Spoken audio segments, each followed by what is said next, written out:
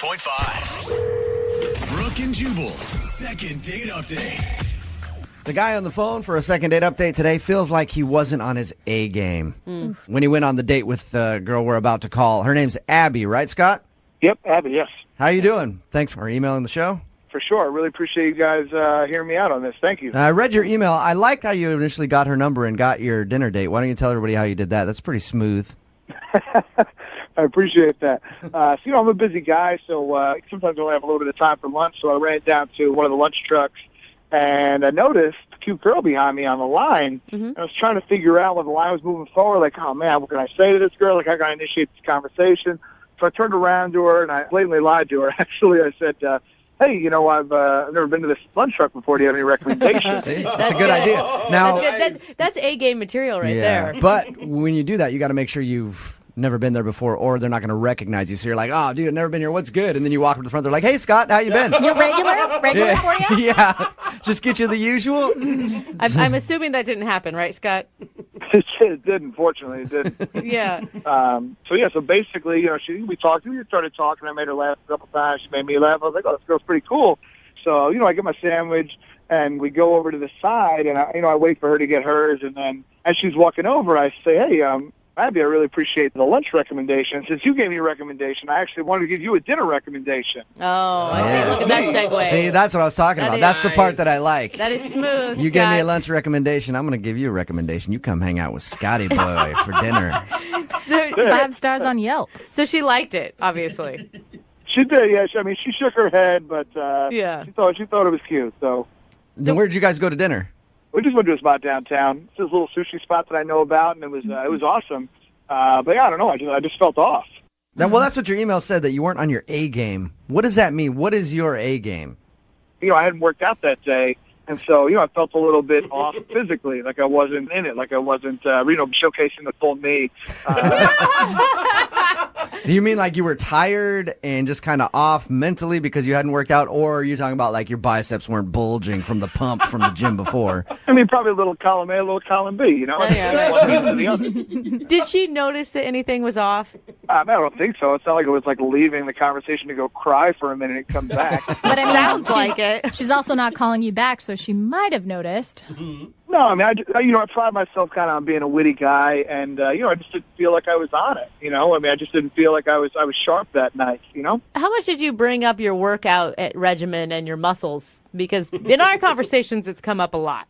Well, I mean, I feel like it directly affects a lot of parts about me. I probably brought it up a little bit. It's a part of my life. It's something that I pride myself on. So, Anything that was notably awkward, or anything that you said where you noticed a weird reaction from her? Or... I mean, it wasn't anything crazy. It's funny because we go for a walk, we look at the stars, and it'd be that moment where you'd like look at each other.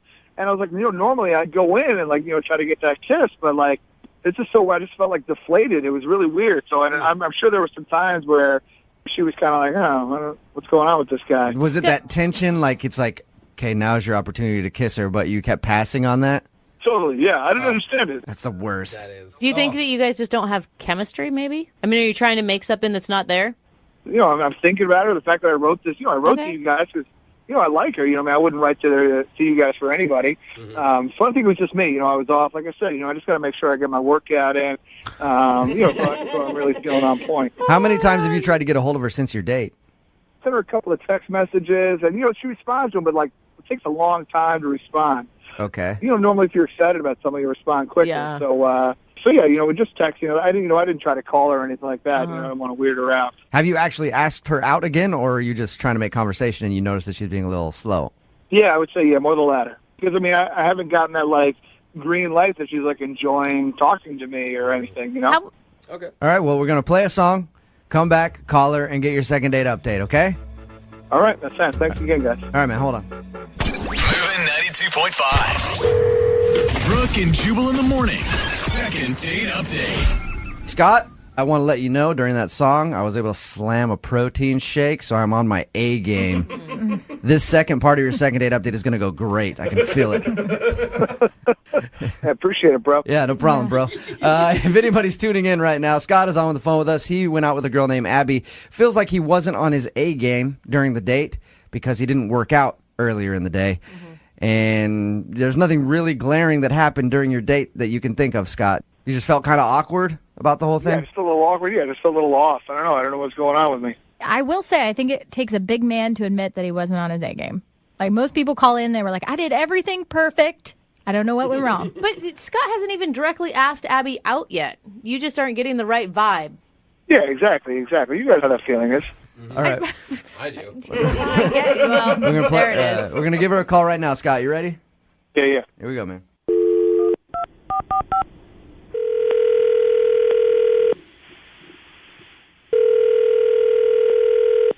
Hello, Hi, is Abby there? this is her. Abby, this is Jubal from Brooke and Jubal in the Morning on Moving 92.5. How are you? I'm sorry. This is Jubal from Brooke and Jubal in the Morning on the radio station Moving 92.5. Okay. Abby, I'm calling you because you recently went out with a friend of the show. His name is Scott. Okay. And Scott really liked you and enjoyed your date, but he's kind of getting a really weird vibe from you that you don't want to see him again. He's getting a weird vibe from me. Yeah. Should it be the other way around? I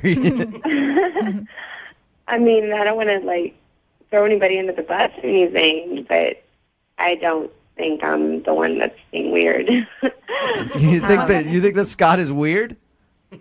Honestly, I don't know him, so I can't say that. But Oh, man. Abby, I talked to Scott about the night you went out because I was asking him about your date, and he says he feels like he wasn't on his A game. Did he seem kind of off to you? I mean, that's what he said to me that night. So He told you that he wasn't on his A game? Oh, no. yeah. Okay, that's kind of a weird thing to say. Well, at least he was being honest. But how do you go from being off to being weird? Those are two totally different things. You know, there's this one moment that I went into the bathroom and, I was gone for a couple minutes and I came back and he wasn't facing the bathroom, so his back was towards me. And I was getting closer to the table and I saw that he was kind of moving his head up and down. And I kind of thought that was weird and I went up to him and I was like, hey, what are you doing? And he was like, oh, I missed my workout, so I'm just getting in some butt clenches. What? Some butt clutches butt at the clenches? table? Oh, Abby, are you sure he wasn't joking? He had to That's have- so ridiculous. Amazing. He had to have been joking with you, Abby. Yeah, see, that's what I thought. I thought that he was joking, so I laughed. So he's basically working out while you're at dinner. Right. Yeah, that's weird. That is weird, Abby. I mean, he's got a pretty solid body. I got to say that. He's a very attractive guy. And obviously that was one of the things that he kept wanting to talk to me about. And I eat healthy. I try to go for walks or I'll go for hikes with my girlfriends and stuff. And there was one point where he asked me, he was like, oh, what gym do you go to? And I told him I didn't go to a gym. And he started asking more questions, like, why? What's so bad about working out? And I was like, it's just not my thing. I've never been into going to the gym. And he literally goes, look, sweat dries, blood clots, bones heal, suck it up, princess. What? Say that again. What did he say? Sweat dries, blood clots, bones heal, suck it up, princess. Oh, my gosh. So he's basically like, get in the gym. Did you Quit being just... a crybaby. That's awful. And so condescending. What would you say to Scott if you could talk to him right now? No. I would say don't be a douchebag. Simple. That's to the point. Okay? I Hey, like that. Scott, Pretty much it. Yeah. did you hear that? Oh, gosh. Abby, I should probably let you know that Scott's on the phone and just heard what you said. Everything? Everything. Everything. Oh, that sounded like a wounded little puppy. Say hi to Scott, Abby. Hey. So that's how you feel about me, huh? That I'm a douche. That's it? Oh, my God. This is so awkward. I didn't say douche. I don't think I called you a douche. Yeah, you did. Well, let me clarify. You didn't call me a douchebag. You just called me a douche. Yeah, there was no bag in it. Yeah, douchebag light. I guess. Scott, You were working out at the table. yeah. Were you actually doing that, Scott? That's kind of weird, man. I was. I wasn't even thinking about when she went to the bathroom and I was doing those. To get a couple butt clench reps in. Those are real? She came and tapped me and told me, like, hey, what are you doing? And I immediately was like, oh, shoot. It's kind of blew my cover, so I just told her what was going on. Any other reason for me to be clenching my butt over and over again was probably worse. Yeah, that's true. But, the workout thing's forgivable. What about princess? Yeah, I don't know. I mean, everybody should work out. It's not just a you thing. It's like an everybody thing. Like everybody needs to, feel that exhilaration. You know what I mean? Like it just really kind of sets you off every day. So, I want that for you. And when I hear that you don't want that for yourself, I'm thinking, here's a girl who wants to be like pampered and like, all right, what am I, feed you grapes? Like, You didn't pamper me though. You wouldn't even let me order anything that I wanted to order. Wait, he was stopping you from ordering food? Yes. What? I tried to get the spicy tuna roll thingy, and you were like, "Oh, it's fried. You shouldn't eat fried food. Go straight to your waist." All right. my God, Scott. it was just a suggestion. I didn't tell you had to do it. I'm not going to walk your hand through life. It wasn't a suggestion. You specifically said, "I'm not going to pay for this and contribute to obesity in America." He's doing it. Scott, Abby, how are you If you're still going- at the table? You know what? No, I don't even appreciate this. She's blowing this up. She's getting all smoked because she's on the radio and people are laughing at her right now. There's no way I was this bad. Abby, would you like to go out with Scott again? We will pay for a second date. We'll make sure it's on his cheat day where you can order whatever you want, and we'll tell him to make sure he goes to the gym beforehand so he's not doing exercises at the table. I just can't, in my right mind, say yes to another date with him. Thank God. Oh, man. He was awful. I'm just not into that type of person, I'm not into that lifestyle. Oh, yeah, that healthy lifestyle? Yeah, well, have fun living till you're 52. Moving 92.5. Brooke and Jubal's second date update. Normally when we do second date updates, it's been like a couple weeks since somebody hasn't gotten a call back. Right. But we got an email from a dude who wants answers now. And his date happened last night. Patient, So sir. he emailed us and asked if we could do a second date update for him right away. His name is Adam, and he's on the phone right now. Adam, why couldn't you wait a couple days to do your second date update? I really want to know what happened really soon because I'm really afraid that I did something really wrong. So I gotta have help. Hold on. I feel like you need some chill is what you need in your life. Well, honestly, I'm pretty sure once you hear this story, you'd want to know too. Whoa. All right, well, let's get into the story then. You went out with this girl literally last night. Yeah. Okay, and how did you meet her? So I was at a coffee shop and kind of did one of those random, cheesy, hopefully romantic things that worked out, and it worked out really well. What was it? I need to know your trick.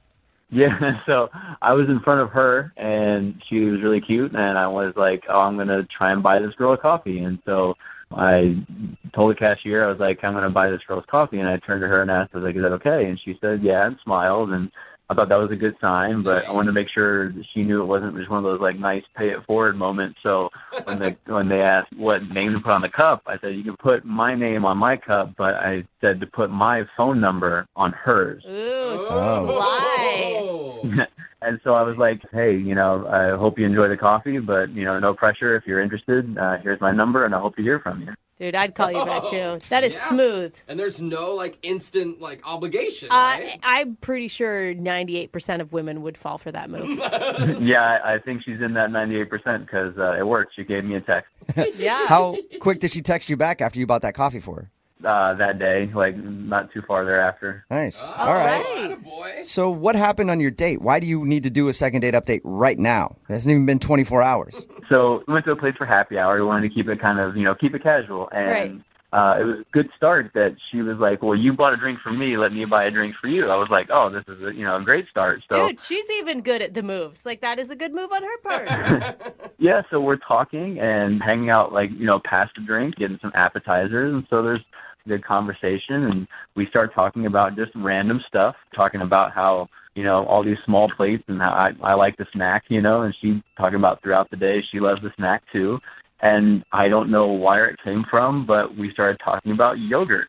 Ooh, you guys had the yogurt talk on a first date? Man. Moving fast. Yeah. Is it What's next? Greek or non-fat? What do you like? I told this super lame story about how I didn't like it at first, and now I love it, and I can't go through a day without it. And we were talking about favorite flavors, and this is where it started and stopped. I was like, oh, I just really like plain Greek yogurt. And I kid you not, I finished the word yogurt, and she starts crying. Cry? What? Out of the Like, blue? literally, I'm telling you, and I've run through the story a million times. I finished the word yogurt, and she is crying. And so I mean, it was such a quick thing that I was like looking around. Did something happen I didn't know? And I said, I'm sorry. Like, did I say something wrong? And she didn't really answer me. And I said, I made some joke about saying Greek yogurt, which said it again, which is evidently something I shouldn't have said again because she started crying even more. What? And Wow. She's like, it's too tangy for me. I can't handle it. Yeah.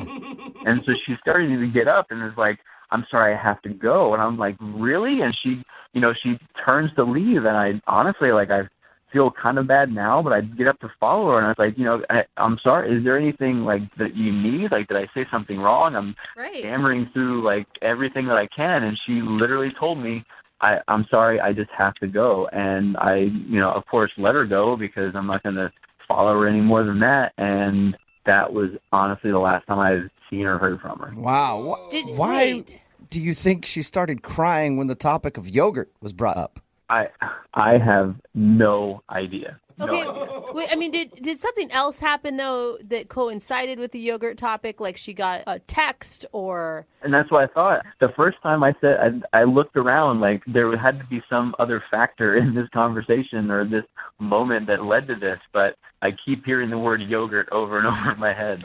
Well, it was a cold, callous thing to say to her, that you like Greek yogurt. I mean, I'm sticking up for her on that, but I really have no idea why she would have started crying then. Yeah, and hopefully it makes you understand why I was like, I need help with this almost immediately. Okay. Well, have you tried to get a hold of her? I mean, did you hit her up after and be like, is everything okay? Yeah, I sent her a text and was basically kind of non-committal and supportive, saying, I hope everything's okay. Let me know if you need anything. But I don't know if even that was the wrong thing to do. Okay, well, we'll play a song, come back, call her, and find out why the topic of Greek yogurt made her cry so hard that she walked out on your date. In your second date update right after this, okay? Sounds good. Thank you. Moving 92.5. Brooke and Jubal in the mornings. Second date update. Why in the world would Greek yogurt make somebody cry? We're hopefully going to find that out if you're just joining us for today's second date update. Adam is on the phone, and he met a girl that he really liked at a coffee shop. They met up for drinks, and during their date, he said everything was going fine, and then they got into a conversation about yogurt for some reason. He brought up the fact that he likes plain Greek yogurt, and then she cried, got up from the table, walked out to her car, and left, and hasn't talked to him since. Now, it hasn't been a long time. It was just last night. But he's so confused that he wants to do a second date update right now. Adam, I never got her name from you. What is it? Oh, yeah. Yeah, it's Kristen. Kristen. Okay. And there wasn't you were having a conversation and you weren't listening to what she was saying, and she was actually talking about her dog dying, and you just happened to be talking about yogurt or something, right? She asked me what my favorite flavor was, and that was when I said plain Greek yogurt, and that was it. Okay. Wow. So you know that it was in line with the conversation. Yeah, no, I am positive. I'm a good listener. It was a good conversation, and I am 100% positive that I was paying attention. Okay. Wow. Well, we'll dial her phone number right now, see if she answers, and see if we can find out why, okay? Cool. All right, here we go.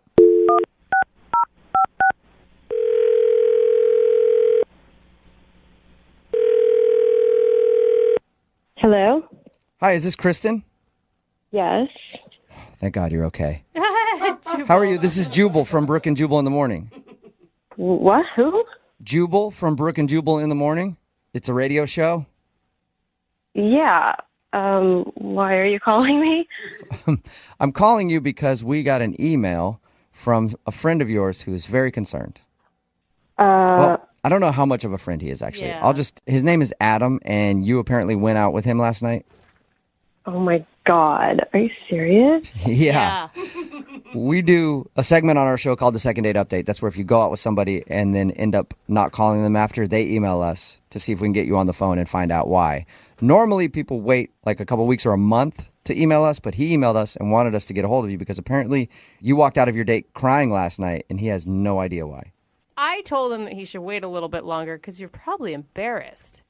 No, I'm not really embarrassed. I mean, you really want to get into it? You're not embarrassed to break down in tears when talking about Greek yogurt? And then... Oh, he told you what we were talking about? Yeah. He said that he thought everything was going well until the topic of yogurt came along, and he brought up the fact that he enjoys playing Greek yogurt, and that's when you started to cry and then left. I mean, it's just something I do. Wait, what do you mean? It's like every time you go to the grocery store and you walk by the aisle, you're just in tears? No, it has really nothing to do with Greek yogurt.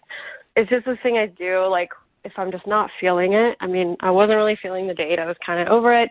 And I just decided, like, I'm just going to start crying, and he'll freak out, and he won't want to touch it after that. And so I just left. What? You're using crying as an out on a date? You can just do that?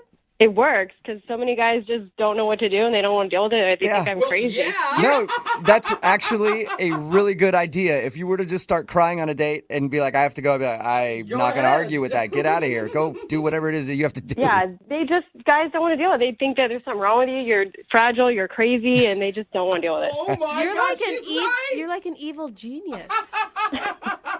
It works. But why didn't you like your date so much? I mean, he sounded like a really nice guy. Nice? I mean, not really. He wasn't really that nice. I actually thought he was kind of a pig. Whoa, really? Okay. Like, what kind of a pig? No, Well, there's different levels of pig. I mean, What are you saying? Like potbelly? Is that what you want to know? well, I mean, did you feel like he was just disheveled and dirty? Did you feel like he I was see. like, unkempt? Did you feel like there was another part of him that was like a male chauvinist pig? There's all kinds of pigs. You do bring up. No, he brings up a good point. Definitely chauvinist. Chauvinist, okay. Sexist. He's sexist. What did he do that was sexist? We were talking about things in school, and I was talking about how, like, I went to school for, math, and he said, oh, wow, most girls aren't good at math. That's really cool. Whoa. Oh, yeah. Like, stupid. Yeah, that is Most dumb. girls aren't good at math. That is pretty stupid because every girl that I cheated off of in high school to get to pre-algebra was really good at to math. get to pre-algebra. Yeah. Those And sixth graders as a- I was cheating off of they when were- I was a junior. They were 8th graders and I was a senior. Okay. And most sorry. of them were female and they were really good at math. And me being a man, I was terrible at it. So I would never say that. Did you tell him that you were offended by him saying that? I let that one go for a second. I was like, okay, let me give him the benefit of the doubt. And then we started talking about cars, and like I was saying how I had to get a repair on my car, and I was talking to the mechanic, and he was like thinking that I couldn't handle myself at a mechanic shop, and why didn't you do it? And do you want me to help you? Girls are always victims at these things, and I'm like, cool, I got it. Yeah. Oh my I don't God. blame you for pulling the crying card at this point. Yes, like, after all that, then we were talking about careers and work, and then he said, you're so pretty, you don't need to work. Oh my God. Oh my God. Yeah, at that point, I was like, he already thinks I'm some fragile little girl, so let me just let the tears flow. Yeah. I know. In his mind, he's like, there it is. I knew she was a woman deep down. Good at math, good at cars, whatever. I knew the tears were going to come. That's all right, sweetheart. Kristen, thank you for telling us a little bit about why you weren't calling Adam back and why you fake cried in the middle of the date. Yeah. I do have to tell you, though, that Adam is actually on the other line listening and wants to talk to you. Oh, my God. Are you serious? Yes, I am. Yeah, how can you fake crying to get out of something you don't want to deal with? I mean, if you're going to be clueless about the things that you say, like, it's just going to get all ugly and awkward. Because I was getting irritated, and I don't want to let my bad side come out and start putting you in your place. Oh. Listen, I mean, I'm just trying to give you compliments, and the response is to, like, lie about it and make me worried about you? Compliments? You think that's a compliment? You were saying that I'm smart for a girl. Like, Oh my God. that is not cool. What am I supposed to say to that?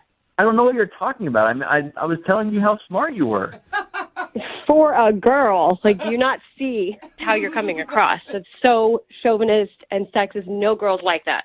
I don't know. I don't know what to say. I mean, like, I really do think you're smart for a girl. Oh my God, Adam. The point Do you is... not realize in saying that you're saying that all men are smarter than women? What? No, there's guy smart and girl smart. There's two different kinds of people. Oh my, are you like, you're ignorant. So wait, I'm confused. Like, you're gonna say that guys and girls just aren't, like, naturally wired differently? Guys kind of have, they're predisposed to math, and if a girl's smart at it, then great. I mean, I don't know how that's a bad thing. No, the only reason men excel at math and science is because they're actually pushed into those fields and encouraged to do those things, where we live in an antiquated society where for years females have been told that they can't do that stuff. I guess that's kind of my point. So it's exactly right. Like, I'm a guy, so I have to be good at math and science. But if I'm as pretty as Kristen, I can be a pretty girl and things can come to you. It's just kind of it's like lucky that she's that way. I wish I didn't have to do the things I have to do. Adam, do you even hear the nonsense coming out of your mouth? You sound like a total moron. You sound more than a moron. You sound someone who is legitimately living back in 1950. Dude, I feel like I need help. I have 2 women attacking me and all these guys just listening. Like, guys, I thought you'd be there to help. I mean, seriously? Yeah, you're on your own on this one. Yeah. You hung yourself out to dry a long time ago. You can deal with that. I'm good. I can watch. The other guys in the room actually believe in, I don't know, equality. It's a weird concept that some people buy into. Listen, I believe in equality too, but between men and women, things are just different. Some things girls just have easier because they're pretty. But not all pretty women just get money thrown at them. It doesn't work that way. Well, some do. Well, I mean, let's be honest. There are some that do. There are some pretty dudes that get money thrown at them too. I don't know how they do it. I am jealous of all of pretty people for getting money thrown at them. That's rare. But Adam, you can see why she didn't really like your date, can't you? I don't know. I guess we're just not a good match because I don't think I did anything wrong. And that's the problem. That right there is exactly the problem. Oh, my God, Adam, I feel so sorry for you. Well, that sounds like you might be interested in going out with him again, Kristen. I'm not as smart as a girl, but not. I am picking up on a vibe. Would you like to go out with Adam one more time on a second date? We will pay for it. Definitely not. But we'll pay for it. I have the money Thank that God. you might not have, Yeah, Kristen. because us little women, how could we ever make ends meet? Can't say no to that. Oh, no, I don't want to get money thrown at me because I'm pretty. Well, I'll throw it your way if you want to go out with Adam again. No, thank you. Oh, all right. Sorry, Adam. I tried to get you a second date there. It doesn't sound like it. What are you talking about? I tried to appeal to her womanly sensibilities of wanting to get money for free, and it didn't work. Whatever. I'm done with this. All right. Well, Too bad. regardless, thank you for emailing us to do a second date update, okay? Yeah, I don't think I'm ever going to turn to you guys for help again. He's stubborn like a typical man. Brooke and Jubal in the morning. The song's not bad for a chick. Oh, my God. It's Brooke and Jubal in the morning. Don't make me hit you, Talking too. about today's second date update. If you missed it, this dude Adam wanted to call a girl named Kristen who wasn't calling him back after their date. She actually broke into tears on the date and left. Yeah. We got her on the phone and found out that's her go-to move. When she doesn't like a date, she cries and then leaves because most of the time guys don't want to call a girl back if she does that. Genius. The reason that she didn't like the date was because Adam is a sexist. And Big doesn't time. know it. And he doesn't know it. Yeah, He I like, thinks he's giving her compliments. He's like, you're really smart for a girl. and I like how he said, I believe in equality, just not for men and women. Yeah. What? I believe in equality for other things, but when it comes to men and women, we're too different, and ladies can simply not handle themselves out in the regular world, and they need a man to guide them. Oh, my God. don't get Thank it. goodness for So, him. Yeah. They decided to not go out again. Well, she decided to not go out with him again. Yeah. Which is weird, a woman standing up and making a decision. Oh, man. Progress is true, people. Yeah, get back in the kitchen, lady. Remember, if you want to do a Falling in love in this world is hard enough. Okay. But what would it be like to fall in love in another realm?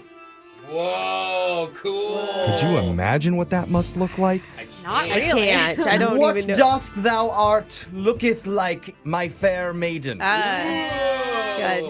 God, men were so manly back then, weren't they? Do you have tights on right now, too? Yeah. Yeah, Honestly, I'm not a very big fantasy role-playing guy. obviously. Unless it comes to costumes and large lightsabers. That's a different Okay. story. But one of our listeners is really into it, and it actually helped her meet a guy recently. Now, she's asking us for help today. Her name is Leah. Leah, welcome to the show. Hey, everybody. Would you call yourself a fair maiden? Only what I'm trying to be. Oh, Okay. all right. So tell us about the guy you met. What's his name? His name's Jonathan. Okay, and where did you meet Jonathan? So one of the guys in my D&D group was doing a one-shot, which is basically just like a one-night-only game. All right. Okay, We have to slow way down. down. So you said D&D, which is Dungeons and Dragons? Yeah, it's Dungeons and Dragons. Okay. And I forget, that's not like Magic where you play with cards. Dungeons and Dragons is... It's like a game. It's a board. Okay. So it's basically like you're playing pretend and there's rules and you roll dice. Okay. Yeah, I knew that. Yeah. Opening to Stranger Things. If you like Stranger Things, they play So Dungeons wait, and Dragons. one shot. What does that mean? Is this going to be Is it tequila? That's what I thought. I'm like, maybe I'm into Dungeons and Dragons. Dungeons and double I know. shots. Maybe 6 shot. I'd be down for it. Oh my God, Drunkards and Dragons. Now we're on. Here we go. Talking. Now you got our language. Okay. We're into it. Okay, so basically, usually when you play D&D, it's like Stranger Things. You play over the course of like a long time. Okay. But in this game, it's like just one time. Okay. So it's a quick game. It's a quickie. Yes. Okay. Okay. All right. And how did you meet this dude? How did you do the quickie with the guy? He is a friend of one of the other players. So everybody brought like new people to see who enjoyed it. And so Jonathan was playing a character also. Okay, what character were you? I am a halfling bard. A halfling bard. You say that very flirty. I know. I know what you mean. Go on.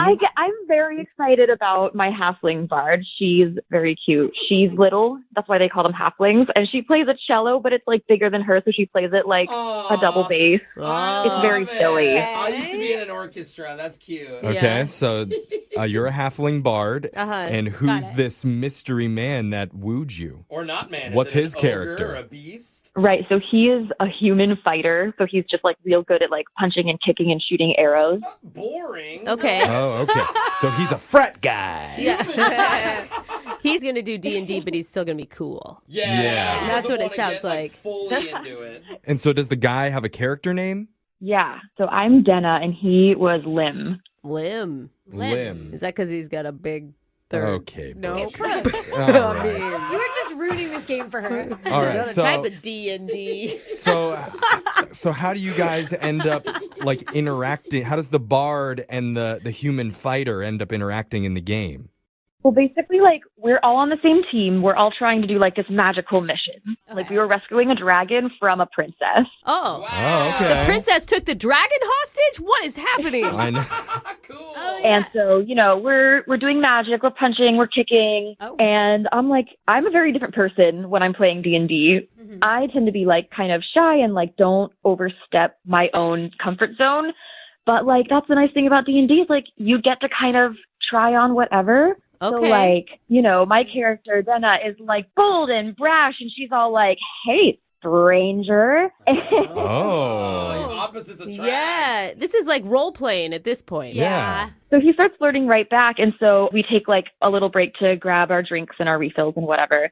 And so we start talking, and I'm like, oh, wait, in real life, you're also a really cool person. Oh, look at it's D&D love. So you guys broke away from the game for a second to just talk normally. Leah and Jonathan, not Yeah. the bard and the Lim. whatever. Lim. Yeah. Right. Out of character. Right. Okay. You're yourself. And so were you feeling a connection that way? Yeah, I was. And I think I got some signals that he was too. I mean, after the game, we actually went and we got a beer. Oh. So that is that's a date. Yeah. So was there any romance when you guys got the drinks? I mean, I felt something, but I didn't act on it. Like, I really felt like there might have been a moment where, like, maybe a kiss could happen, but I didn't really see anything from him, you know, and I didn't want to, like, overstep. Oh, you needed to bring out your inner half-wing bard lady. Yeah, you should have transformed into the bard and kissed him right on the mouth. Yeah. Like a naughty little bard does. Take your cello out. Oh, no, I couldn't. Yeah, you could. You could. Well, maybe Leah couldn't, but the halfling bard could. Whip out the board game. So have you reached out to him? I texted him to see if he wanted to hang out again. I phrased it so vaguely, of course, but he hasn't really gotten back to me. Okay. Maybe you were just too vague then. Maybe that's the thing. He didn't understand you didn't want to LARP. He wanted to actually It's hang possible, yeah. And I don't mean to stereotype, but my guess is with the D&D dudes, like, you need to be pretty upfront with what... I mean, I just don't think they probably pick up on small flirting cues You're saying they all don't the expect time. women to hit on them? Yeah. I'm trying to be nice. Okay, and Brooke- that's this big stereotype. Brooke I is mean, thinking maybe- of like elementary school kids playing D&D. This is just a guy that showed up for a one-off. I'm not trying to be mean. I'm asking if you think that's the case. Yeah, no, I definitely don't think that he's like the stereotypes or anything. I think he just seemed like a cool guy. Oh, that's good. All right. Okay. All right. Well, let's find out for sure. We're going to play a song. We'll come back. We'll call Jonathan for you, and we'll attempt to cast a charm spell on him when we do your second date. We said it wrong, didn't we? I think we said it wrong. No, I think it really landed. Oh, okay. It was perfect. It was perfect, she says. Okay. okay. We're going to do it right after this. Hold on. Just a warning for our halfling bard on the phone. This second date could be a rough one. So you may need to double knot your chastity belt. Or we're doing that? maybe release it. I don't know. Wow. I'm not sure what's going to happen here. What I do know is that one of our listeners, Leah, met a guy named Jonathan while playing Dungeons and Dragons at a friend's house. Yeah. Jonathan was a newcomer to the group, and they had a little flirtation in the game, which led to the two of them grabbing drinks outside of the game. Yeah. Just them. And she felt a genuine connection. But after that, Jonathan has disappeared, like a mischievous half-elf wizard casting an invisibility spell outside Baldur's Gate. Yeah. Do you play Dungeons and Dragons? Why do you know all this stuff? I just Googled a bunch of Dungeons and Dragons. Oh, you stuff. did? Oh, okay. But our job Yeah. is to get Jonathan back on the phone to explain himself Yes. and possibly make a baby with Leah. Hey. What? Why are we doing that? Why are we going from chastity belts to babies? I just said possibly. Is it in between? That would be a very successful second date if you ask me. No, y'all are scaring me. You better not scare him off. Oh, Okay. Yeah, I'll because get I'm it. like, don't Sorry. the women in D&D also have some good times? Like, I don't we're know. either virgins or we're popping out babies. That's terrible. No, there are no babies in D&D. What's that? Oh, sorry. Thank you. Jeff, get with it. Okay, that's my fault. But Yeah. we're just going to call Jonathan and see if he wants to go out on another date. How's that? All right, let's do it. Okay. We'll try not to embarrass you too much. Yeah. Leah. I'm going to dial Jonathan's number right now. Here we go.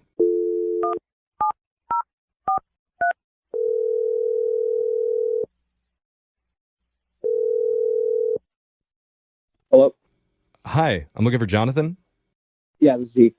Hey, Jonathan. My name's Jeff from the radio show Brooke and Jeffrey in the Morning. How you doing? Good, thanks. Okay. What's it about? We're doing a segment on our show called A Second Date. Basically, that's where if one of our listeners goes out on a date and afterwards, if they're not calling them back, they'll email us to reach out and try and help them figure out the reason why. Have you heard of this before?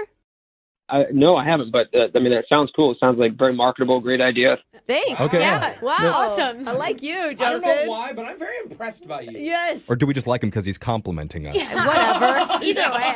We'll take it, Jonathan. We don't get very many of those on this show. So back to the second date.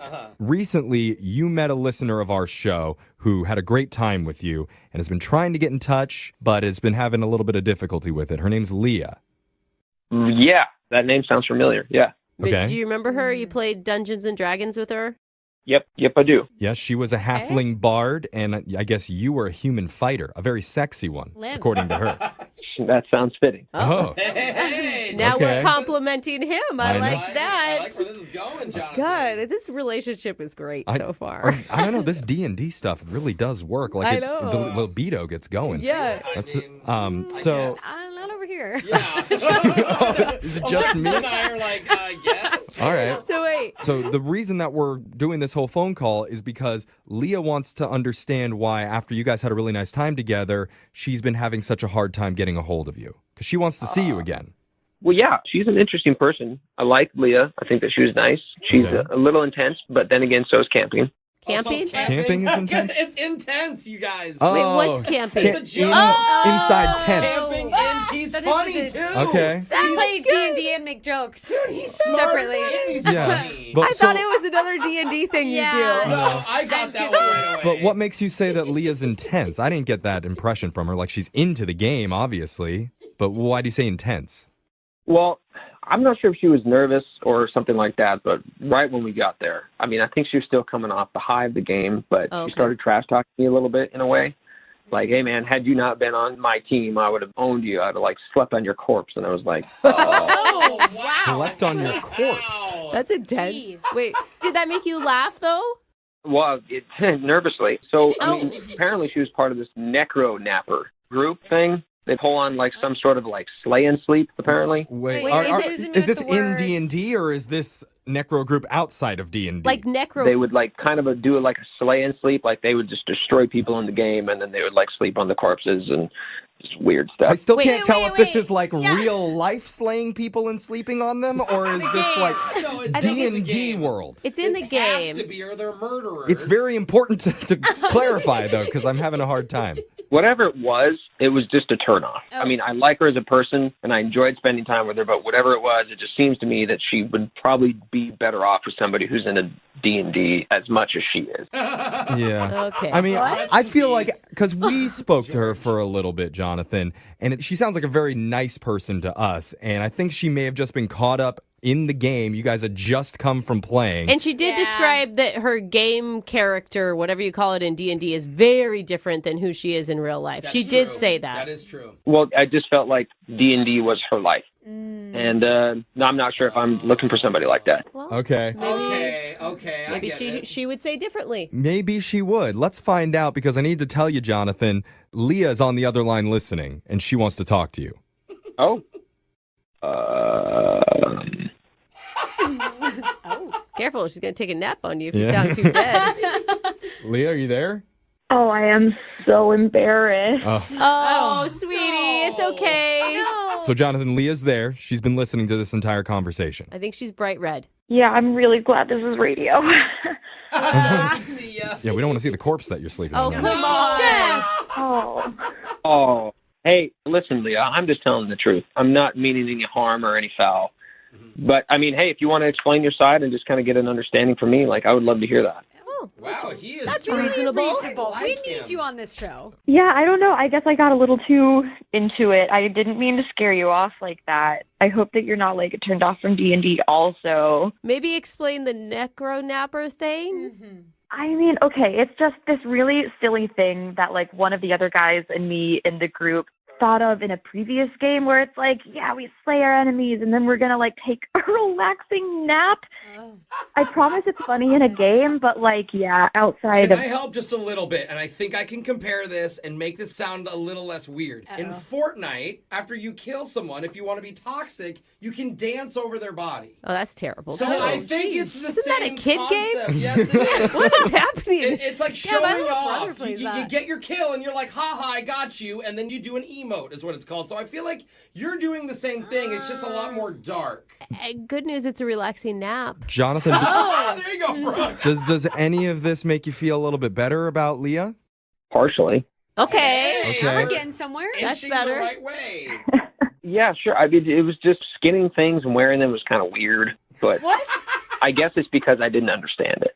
And if you explained it to me that you're, like, not this person that goes and does this on a regular basis in real life, then I would probably... Okay. Leah, can you assure him of that? Yeah, oh my gosh, no. I work at a post office. I don't like dance. Yeah, that doesn't help. Yeah. That doesn't help. There's been some incidents at post offices over the years, so. I don't think they dance at all. I mean, Jonathan, don't you feel like outside of the D&D world and all the D&D lingo, did you have a fun time with Leah? Oh, absolutely. Oh, that's a great Okay. answer. Yeah, and maybe next time when you guys meet up, there can be no D&D involved whatsoever, so you just get to know the two of you as regular human people. Well, I'll tell you what, Leah, do you really like Dungeons and Dragons, like, a lot? I mean, yeah. It doesn't mean Well, that I listen. have to have it be my whole life. Well, I like normal Leah when we just kind of sat down and had a good time. So how about I give you a shot where I actually can just sit down with Dungeons and Dragons Leah and just listen and understand how you got started in that. Oh. I'm not sure. Wait, are you asking her out? Like, how about I give you a shot? No, like, what- that was a little... I think what he's saying is he already knows he likes normal Leah. He wants to give Dungeons and Dragons Leah another shot. I don't know. No, Jonathan, just... Jonathan, if I were Leah right now, I'd want to sleep on your corpse. Yeah. After that line. So, It was weirdly worded. It was. Yeah, let's try it for him. yeah. So, Jonathan, here's the deal. We would love to send you and Leah, normal Leah, out on a normal date. Yes. And we'll pay for it. Really? Yeah. That sounds good. Okay, that's a yes. You agree? Yeah? As that you kind of said in the game, I accept thy maiden. Ah. Hey! Maybe don't start the game right now. There's definitely going to be some corpses slept on after this. All right. Well, congratulations, Leah. We got you another date. Oh, man. time. Wow, I'm excited. You guys, we've never done it for a necro napper before. Never. But I'm really proud of us. I think in the Are you single and feeling out of the loop? Put away that mouse and get out of the house. Join In the Loop, Seattle's brand new activities club just for singles. Go to intheloopsingles.com today. 92.5. Brooke and Jubal's second date update. When you take a girl out on a first date, restaurant choice is always important. Usually you should try to find some like quaint local eatery. Yeah. Preferably a place that has like organic foods, maybe some artisan cocktails, things like that are handcrafted by the bartender. A place where the chef comes out and greets you and talks about the food. Very classy places like that. awesome, yeah. And that's exactly what Mark did on his first date. His email said that he took her to the Cheesecake Factory. Shut up. Good work. That is the opposite. It's hard to get a reservation there. Mark, how did you do it? It wasn't easy, but I had some connections there. Yeah, I bet. high roller. Slide the host a $100 bill, and they give you a seat right next to the window where you can watch people carry their bags from the mall. That's right. That's right. It's very classic. Yeah, I know. So why did you decide on the Cheesecake Factory? Well, we were on different sides of town, and we were trying to figure out some place that was between us that we could meet at, and it was just really convenient. You were just like, hey, girl, you like Mile High mashed potatoes? I'll get you so many mashed potatoes. I'm the one making fun of him for taking her to the Cheesecake Factory, yet I know menu items from there. How bad is that?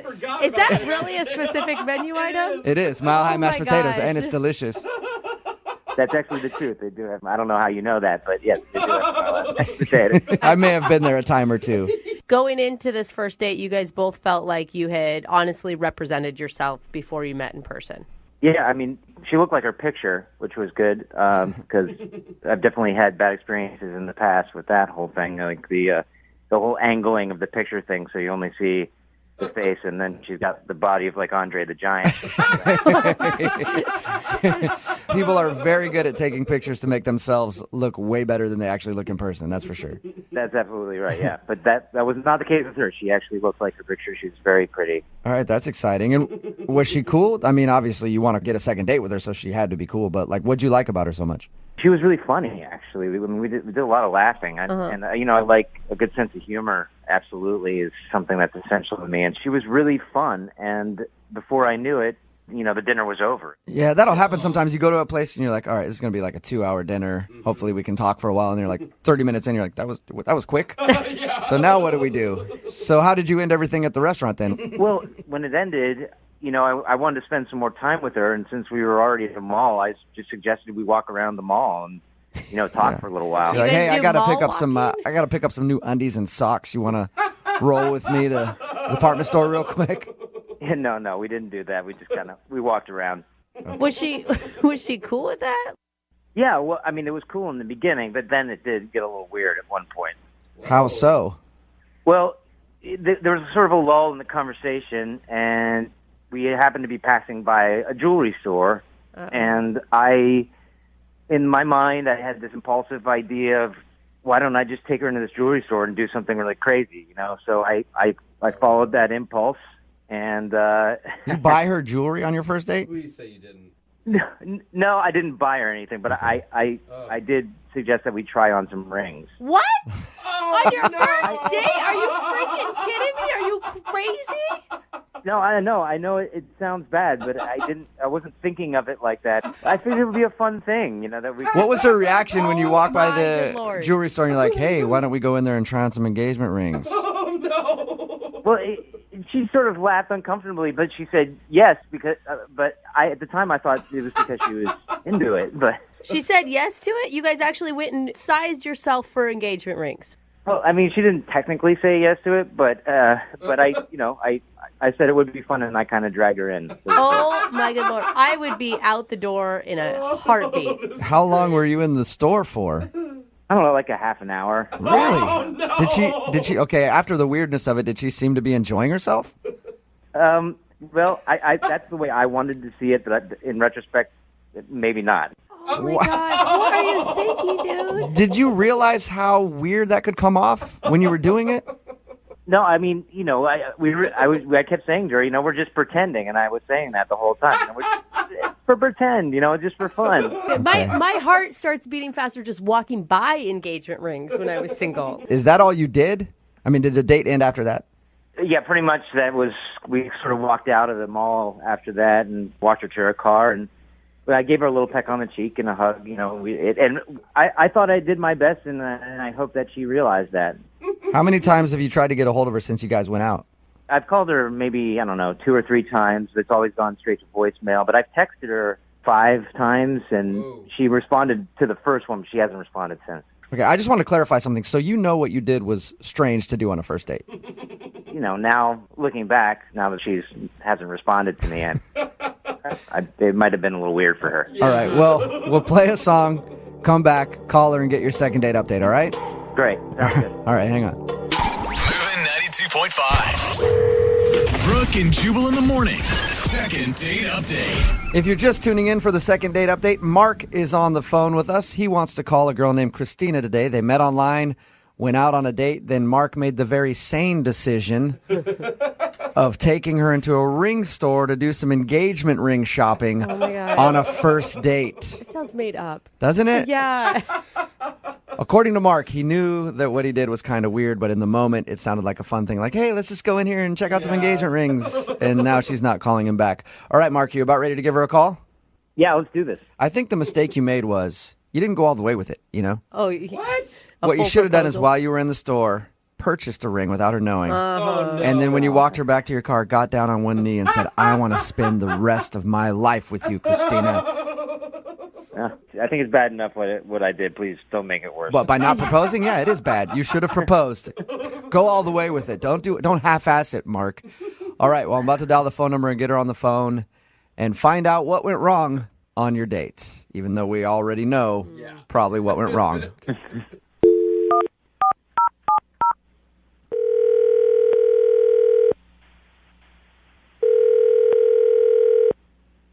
Hello, Hi, can I speak to Christina, please? this is her. Hey, Christina, how are you? This is Jubal from Brooke and Jubal in the Morning. I'm sorry, who did you say you were? What business? It's a radio show, a morning show. I didn't catch that. What business again? It's Brooke and Jubal in the Morning. It's a morning radio program. You can hear it in your car on the way to work and stuff. Okay. You clearly don't listen, right? Are you still talking about the radio thing? Yes, I am. Here, let me explain for a second, all right?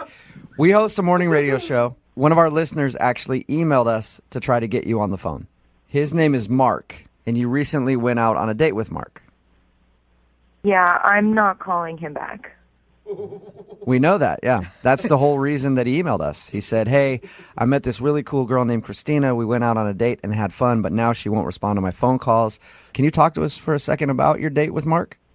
Not really. I'm pretty busy. I promise this won't take up much of your time. All I want to ask you about is him taking you to the jewelry store on a first date to look at engagement rings. Oh, man. Wow, he told you about that? Yes, he did. And he actually admits that he knows that was kind of an awkward move. Yeah, awkward is an understatement. Oh, I would have freaked out if I were you. Honestly, it was just such a strange suggestion. I just thought he was kidding. Yeah. And why did you go along with it? I mean, I didn't want to seem mean. He did seem like a nice guy. It just seemed like a very strange thing to request. Mm-hmm. Yeah. Okay, so that's why you're not calling him back, because he took you engagement ring shopping on a first date? I mean, yeah, there's a little more to the story, but that's basically the main reason, yeah. What's the more? Well, he pulled me in. I thought I seemed apprehensive enough, but he, seemed very excited to go in. And while we were there, I got the feeling that the spur-of-the-moment ordeal wasn't as spur-of-the-moment as he was trying to make it seem. What do you mean by that? I felt like he planned it. One of the girls, when we came in, called him by his name. Shut up. They knew his first name, like, welcome to the store. Yeah, they were like, hi, Mark. Good to see you. Like this is his first date move? Well, we were looking at a lot of jewelry, and when he went to the other side of the store, I leaned in, and I asked the woman, I'm like, hey, how do you know him? And she said to me, Yeah, he's been in here a few times. Oh, what? With like, So, like with other girls? I didn't get to ask because he was on his way back. but was she giving you like the look like you need to get out, like woman to woman, this is weird, or he's just shopping by himself and she didn't seem to think anything was abnormal? Neither one. It was weird that she even said that he had been in there a few times. Yeah. Does he have a lot of jewelry? I mean, maybe he's shopping for himself? I didn't notice too much jewelry. Okay. So he's not like a dude with like big watches and pinky rings everywhere and like No. Okay. Did you ask him about it? Did you ask him like, hey, have you been here before? I didn't know how to, and I just figured this was his go-to date kind of thing, and I kept thinking, like, why? Yeah. Why would you want to bring a girl engagement ring shopping on your first date? How could that be your go-to move? How could that be your first instinct? I don't get it. Don't you want to ask him about that? I would love to ask him if that's his move. No, I'd rather let it go. Well, I can't let it go, Christina. And we're going to have to ask him because he's actually on the other line listening right now. Are you serious? Yeah, I am. Mark, go ahead and say hi. Okay, let me explain. All right. And it sounds really bad, but there's an explanation. I swear, it's not what you think. So this There's isn't... an explanation? Yeah, what's the explanation? This isn't your first date move, Mark? It's not my first date move. I swear. With you, Christina, that was an impulsive move. That is not my go-to move. The girl on a knew first your date. name. She says you've been in there a few times. Explain that. I understand. I have been in there a few times. I've been in there with other girls, but What? I have. I've been in there with two other Okay. girls. But no, let me explain. It's legitimate. I was actually engaged to both of them. What? Wait, Whoa. you've been That's even engaged worse. twice in like the recent past? Yes, I was engaged twice, and both times we went to that sort of shop for rings. Why would you ever go in there then, Mark? Yeah, that is the dumbest thing I've ever heard. I don't know, but what I think probably happened is that, I was nervous because there was a lull in the conversation and it was a familiar place, and I thought, wow, this could be fun. This could be, it's some place that I had some good memories in, and maybe take her in there. When you walked in and the sales lady knew your name, didn't you know, like, oh my God, this is the biggest mistake I've ever made. We need to leave immediately. I didn't even hear her say that. I mean, obviously she said it because Christina heard it, but I didn't. I swear I didn't even hear her say that. I didn't know she knew my name. So, have you been married before? Like, what? You've just been engaged twice? Was that recently? It was the last one. Yes, was fairly recent. It was before I met you online. But yes, I never got married though, and it never happened. I mean, it was both the engagements ended, and but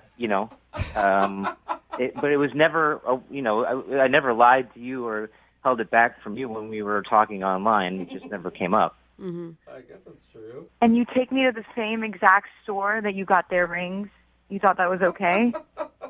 I was getting nervous because there was a lull in the conversation, and I just pulled you in there because I wanted to shake things up a little bit and get things going. And I realized it wasn't a great choice in retrospect, but I swear, there was no, I had no agenda. There's a million other things we could have done at the mall besides looking for engagement rings. There's a million other things. That's a very good You had point. a lot of options, Mark. But we were in front of that store when we were. That's true. But you could have walked 3 feet to another store or up to the food court and got some frozen yogurt or something. There's a lot of stuff you could have done. I know. I mean, I know. I realized it was stupid. I wasn't thinking, but that's what I did, and I have no. It was stupid. Are you sure, Mark? Are you sure you're ready to be dating right now? Yeah. Yes, I am sure, and I'd like to go on another date with Christina. Okay, cool. Let me ask her then. Christina, would you like to go out with Mark again? We'll pay for a second date. I mean, my gut is telling me no. Oh, you know what everybody says? Don't listen to your gut. Yeah, I think it's the opposite, right? Yeah. I don't know. I don't think so. My gut tells me no, it's not. No. No. I mean, I can't. It was all really strange. I told too many people about that story. I can't go out with that dude now. Yeah. You sure you have the opportunity to be Mark's next ex-fiance? Oh, Jubal. Oh, come on, man! Don't say it like that. It makes me sound like a weirdo. I'm not, I mean, all I did is take a girl into a ring shop on a first. Moving 92.5. Brooke and Jubal's second date update. Some people believe in random chance encounters. Other people make their own random chance encounters. And those people are called go-getters. Oh, really? And we're about to talk to Marco, who is a go-getter. What's up, Marco? Hey, what's going on, guys? I feel Not like much. I really I enjoyed reading your email, and I love the creativity in how you got your date. Yeah, I thought it was pretty creative. Yeah, it's very creative. Go ahead and tell everybody how you scored a date with the girl that you want to call today. What's her name? Erica. Tell everybody how you scored a date with Erica. Okay, so I live like 2 blocks from this little dog park in my area. So I always seen Erica out there with her dog like all the time. She's like really cute, really pretty, like great sense of style. And I'd see her there like all the time. I saw her almost every single weekday. Like she was out there whenever I'd walk past, like, you know, get ready to go for work or whatever. So you're stalking her. She was always out there. You're stalking her, you're pretty much, right? No, yeah, I guess it sound kind of stalkery. You do have a dog in all of this, right? No, not really. I mean, not really. Why are you at the dog park? Okay, it sounds really stalker. I promise I had good intentions, though. Okay. But so I would walk past every single day, and like I always was like trying to get up the nerve to talk to her, but I didn't have a dog, so I thought it would look really creepy if I just like walked over into a dog park. I was like, hey, you know, what's going on? So I was trying to figure out, you know, how I could talk to her, and then I realized my buddy Nick has this chocolate lab. Oh no. That's like really awesome. Oh my God. Like really sweet dog named Toby. Like I know him really well. So I kind of hinted to him, maybe you let me borrow your dog for a day. Did you tell him what it was about when you were borrowing the dog, or did you just ask him randomly? Of course I told him about it. He was into it, so he was like, yeah, whatever, man. When you went to the dog park with your borrowed dog, did you tell her that that wasn't actually your dog, you were just dog sitting, or did you try to pass it off as that's my pup? Oh, no, Toby was totally my dog at that point. Nice. All right. That's so bad. It obviously worked for you because you scored a date. Yeah, so actually we got to talking while we were at the park. You know, the dogs met. They seemed to like each other. So I told her, you know, I live really nearby. If you want to come by and chat and talk a little bit and the dogs can hang out, I guess like one-on-one, I don't know, doggy dates are like a thing at this point that I didn't know about. But so like we brought them over for like a little doggy play date. And, wasn't it obvious, though, that it wasn't your dog when she walked into your apartment and there's no, like, water bowl or feed bowl or you don't have a place to put your leash? Toys. I mean, well, I did, like, when she went to the bathroom, like, as soon as she came in, and I put out, like, a little bowl. I mean, it wasn't, like, an official dog bowl, but, you know, I put out, like, a bowl of water. Like, you know, I tried to think as quickly as I could about it. I can't believe you're faking being a dog owner. I think it's a great idea. I know, I've never heard of it, but I like it. I mean, I don't know, like, how much different do I don't need to, like, baby-proof it. You know, it's not like with a baby. I was like, I don't have to have, like, you know, the electrical outlets, like, changed or anything. Well, if this doesn't work out for you, that could be next. Borrow one of your friend's babies to talk to a girl, because women love dudes with babies. Actually, one of my buddies just had a baby, so that's... So there you go. Look, you got options for days. So how did everything else go once you got to your apartment? I mean, things were going all right. You know, we talked for a while, and then I told her, I was like, you know, I'm about to make dinner. Do you want to hang out? I figured, you know, maybe a little dinner, a little wine, things would get happening a little bit. And she seemed pretty into it. She's like, yeah, of course. And then her dog started getting kind of like, I don't know. I don't want to say like angry, but like, you know, he started getting like snippy a little bit. And she was like, oh, this is when he eats dinner usually. And then I kind of like freaked out for a second. I was like, oh God, I don't have any dog food. Oh no! So luckily she's like, oh, he eats like a very specific type of dog food. Anyway, I mean, of course, oh, he thank eats like God. a really specific type. So she's like, you know, I think we'll get going. And I was like, all right, whatever. Her dog kind of blowing up my spot here because he's got to go eat his. Yeah. He's dog blocking, Yeah, bro. he is dog blocking you, man. For sure. Exactly. So, we exchanged numbers and stuff. So she said she'd get back to me. Maybe take like a rain check on the Right. dinner, but unfortunately, that has not happened yet. So how many times have you tried to reach out to her? I've texted her 3 times. 3 times. You know, at some point in the future, you're going to have to come clean about the dog lie. Like, you can't keep hanging out with her and every time going to borrow the chocolate lab before you go pick her up for a date. I mean, I'm not above stealing his dog. I figured, but like down the road, I feel like every couple has one of those like cute, like, you taught me. Cute. I stalked you at the park for a while and then lied about being a dog owner so I could come meet you. Oh, it's so adorable. Do you live off a busy street, Marco? What's that? Do you live off of a busy street? It's pretty busy. It's sort of like a country street. So then one day the dog ran out in the street and he's no longer. And then now you get pity dates out of it, dude. Just consult me, okay? I didn't even think of that, but that's pretty genius. Yeah. All right. Well, you haven't heard anything from her at all since she left your house. Okay. And have you seen her at the park while you've been walking by? No, that's the other weird thing. Like, she was there like almost every weekday, and now like I haven't seen her. It's been like a week and a half maybe, and I haven't seen her at all. All right. Well, play a song, come back, call her, and get your second date update, okay? Awesome. Great. Thanks. All right, man. Hang on. I'm only one call away. Moving 92.5. Brooke and Jubal in the mornings. Second date update. We're right in the middle of a second date update, and if you're just tuning in, Marco is on the phone. Marco had a very creative way to meet the girl that he went on a date with. He borrowed his friend's dog so that he could talk to her at the dog park.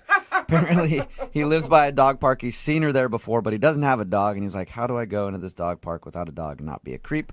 So he borrowed his friend's dog. They talked for a while, went back to his apartment. While the dogs played, he was going to make her dinner, and then she said, I have to leave because my dog's getting antsy and he needs his special food at home. She left, walked out the door, and he hasn't talked to her since. All right, Marco, you ready for your second date update?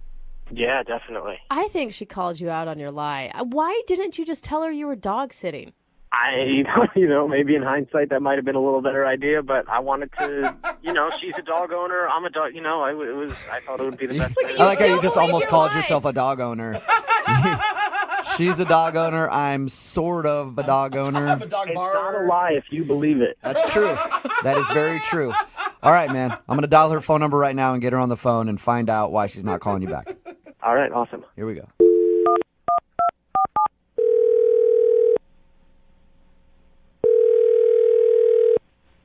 Hello? Hi, is this Erica? Yes? Hi, Erica. My name is Jubal, and I host the radio show Brooke and Jubal in the Morning. Have you heard of it? Who is this? My name is Jubal. I'm calling you today because one of our listeners asked if I could track you down and get you on the phone. And yeah, it's just as creepy as it sounds. So Just as bad creepy as when it you sounds, say it out loud. Erica. That's weird. Yeah. I'll explain. His name is Marco, and you recently met him at the dog park. He's been trying to text you because he wants to hang out, but you haven't been getting back to him. So he asked us if we could get you on the phone and find out why.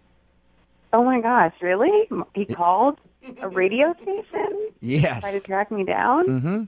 That's really cute. Do you like Marco? Well, yeah, if I'm being honest, I really, really liked him. I sort of just don't want to seem like overeager, like I like him too much, because he's kind of like my dream guy. What? Why are you calling him back then, you silly girl? I'm actually just hoping that it sort of happens like organically and we naturally just like run into each other at the dog park again. But it hasn't happened yet. So I wonder why. I wonder why you guys haven't been able to meet up at the dog park. I mean, he's probably always there with his dog. What was the dog's name? Toby? Toby, yeah. Yeah. No, I don't know. I haven't seen him at all. Strange. No, he was super sweet and he just seemed like so nice. Oh, yeah. That's cool when like two dog owners can find each other. I've always thought that was really cool because you guys have like a common interest. Oh my gosh, I know. I'm obsessed with dogs. I love them, and it always just like touches me when a guy really like is sweet to animals. I think that just says a lot about them, and like he really seemed to love Toby, so that was... Is that like the number one thing that you like about him is his responsibility and... Honestly, the number one thing that I really liked was that he seemed so honest, and I've dated so many guys before that have turned out to be total liars and bags, and I just feel like you can't trust a lot of guys these days, and he just seemed so trustworthy and just so yeah. But like I said, I do not want to be the overeager, like the eager beaver. I don't want to drive him away with like being like a little schoolgirl weirdo. All right. And you don't want him to know that you feel that way about him just yet. No. We need to like ease into that and get to know each other. And Well, you're going to have to ease into it a little faster because he's actually on the other line listening to this conversation and would like to talk to you. What? Yeah. No, guys. Marco? Hey. Oh Erica. Oh my god. I'm so embarrassed. No, don't be embarrassed. That's No, like I the probably sweetest sound thing like I've like a little- ever heard before. Oh my god. You probably think I am totally psycho. No, not at all. Not at all. I thought it was like the nicest thing anyone's ever said about me. Oh my god, I can't believe this is happening. Well, it's good to hear you again. It's good to hear you. I'm sorry I didn't text. I know I should have responded. I just didn't want to like push it or whatever, but I've been wanting to respond. No, it's okay. Don't worry about it. I totally get it. I mean, I'm sorry I kept texting you. I just really wanted to see you again. I thought we had like I had a really great time. I was hoping you had a really Oh my great god, no, time. I Like did. you It was did. so much fun. I did too. I've actually been at the dog park like hoping that I'd run into you. Yeah, I was hoping to bump into you too, but I guess maybe we just weren't there at the same time. Yeah, okay. Well, why don't we get together? Like, I don't know, today? Bring Toby and I'll bring Butters and, we can head over there. What Do do you it, think, Marco. Marco? Like, you guys both obviously like each other a lot. Why is it taking you so long to say yes? Marco? It's a bad day. I could do tomorrow. Tomorrow's good for me, too. No, today's kind of it's not just kind of the whole week has kind of been a little bad. No. Marco, you have to tell her. Tell me what? So Toby's not really with us anymore. Oh my god. What? You serious? What does that mean? I don't really want to talk like specifics about it, but there was an accident. Oh, come on, Marco. Marco, what are you that. doing, man? Oh my gosh, what happened? Oh no. You're Marco. gonna make her cry. Come on. All right. Okay. God, just give me a minute. Let me talk to her for a second. Oh my god. Wait, what's going on? Is he okay? Are you okay? Yeah, no, I'm fine. Oh, yeah, Marco's perfectly fine, Erica. Why are they laughing, Marco? I don't get it. Look, okay, I'm fine. Toby is... There was an accident. Stop it, Marco. Come on, man. Oh my gosh, like a car? I was joking earlier when I said you could do that, Marco. Marco, just tell her why you did it. She may understand. What is going on? I'm really confused right now. I can't believe you actually tried that, Marco. All right, hold. All right. If you don't tell her, I'm going to tell her right now, Marco. You want to do it. You don't want him to do it. Can you let me talk for a minute? Okay. I can do this. So, Erica, this is going to sound like really bad, but just hear me out on it, okay? Okay. So, I wasn't fully 100% honest about everything with you, Erica. Okay, Toby's not really my dog. What? I've seen you every day. You saw how close I live. I see you there all the time, and every time I see you, I've always wanted to come up and talk to you, but like, I never wanted to seem like that weirdo who goes to the dog park without a dog. So I asked a friend of mine if I could borrow his dog for the day. I know, even saying it, like, it sounds really weird, but I promise, like, my heart was in the right place. Like, I wanted to talk to you, and I'm not really good with, like, openers, I guess. Like, I thought, like, you know, this could be a good icebreaker. Like, Wait, okay. So you lied to me? I mean, lied is a strong word.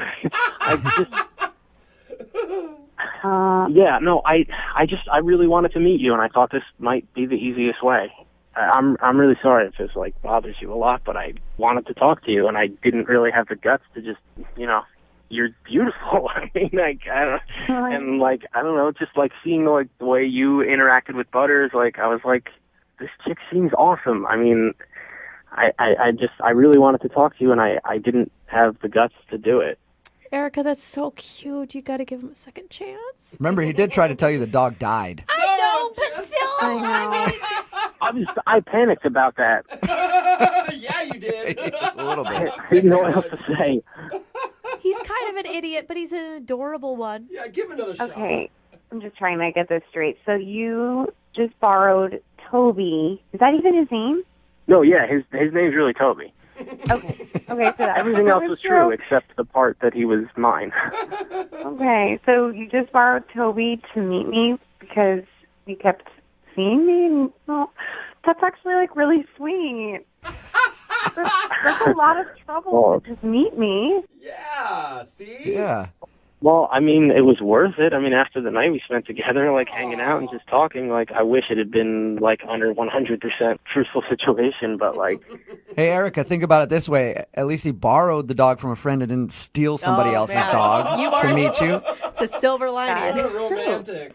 Yeah, it is very sweet. It's Yeah. really, like, I've never had a guy go through this whole, like, backstory, and I've definitely never had a guy borrow a pet to meet me. I mean... Well, Erica, would you like to go out with Marco again on a second date? We'll pay for it. Yeah, I would. Yes. Congratulations, Marco. You got a second date. Awesome. Oh, my God, that's so great. I'm so happy. Marco, don't go, like, borrow a friend's cat. Moving 92.5. Brooke and Jubal's second date update. There's a lot of pressure when you go out on a date with somebody that was set up by friends. You know, because you know the same people, and you can't go back to those people after and be like, yeah, the date was okay, but now that person's gone. I don't know where they went. They just sort of disappeared. No, you can't do that. Because they know them, you know, so it's like, I don't know. There's been, like, news reports. They've been missing for, like, 7 to 10 days since our date. I don't know. It's kind of strange. So the rule is don't go out on a date that was set up by friends and then have that person just kind of disappear. If that's what you're planning on doing, make sure that person doesn't have friends. Wow. Right, that's just a little bit of a helpful hint for you. Wow. And before we get into the second date update, is that what happened to you, Elise? Well, no. I mean, I haven't heard from him, but there's no police report or Okay, anything. because your email said that you haven't heard from him, and I figured something happened, like it was your plan to have that happen, and you're just trying to play things off. So you didn't make him disappear. No. Okay. Yeah, she sounds pretty cold-blooded, Yeah, so you it is do. kind of shocking that wasn't the case. All right, so your email said that you were set up with this guy through friends. Yeah, so I am recently single. My boyfriend of just over a year broke up with me a couple of months ago, and so I was, like, not really sure, you know, if I wanted to go out with someone new. So it, like, took a little bit of convincing, but I finally was like, okay, I'll meet him, because they kept playing him up and saying that he was really great. So we met up for dinner, and he was really great. He was a gentleman.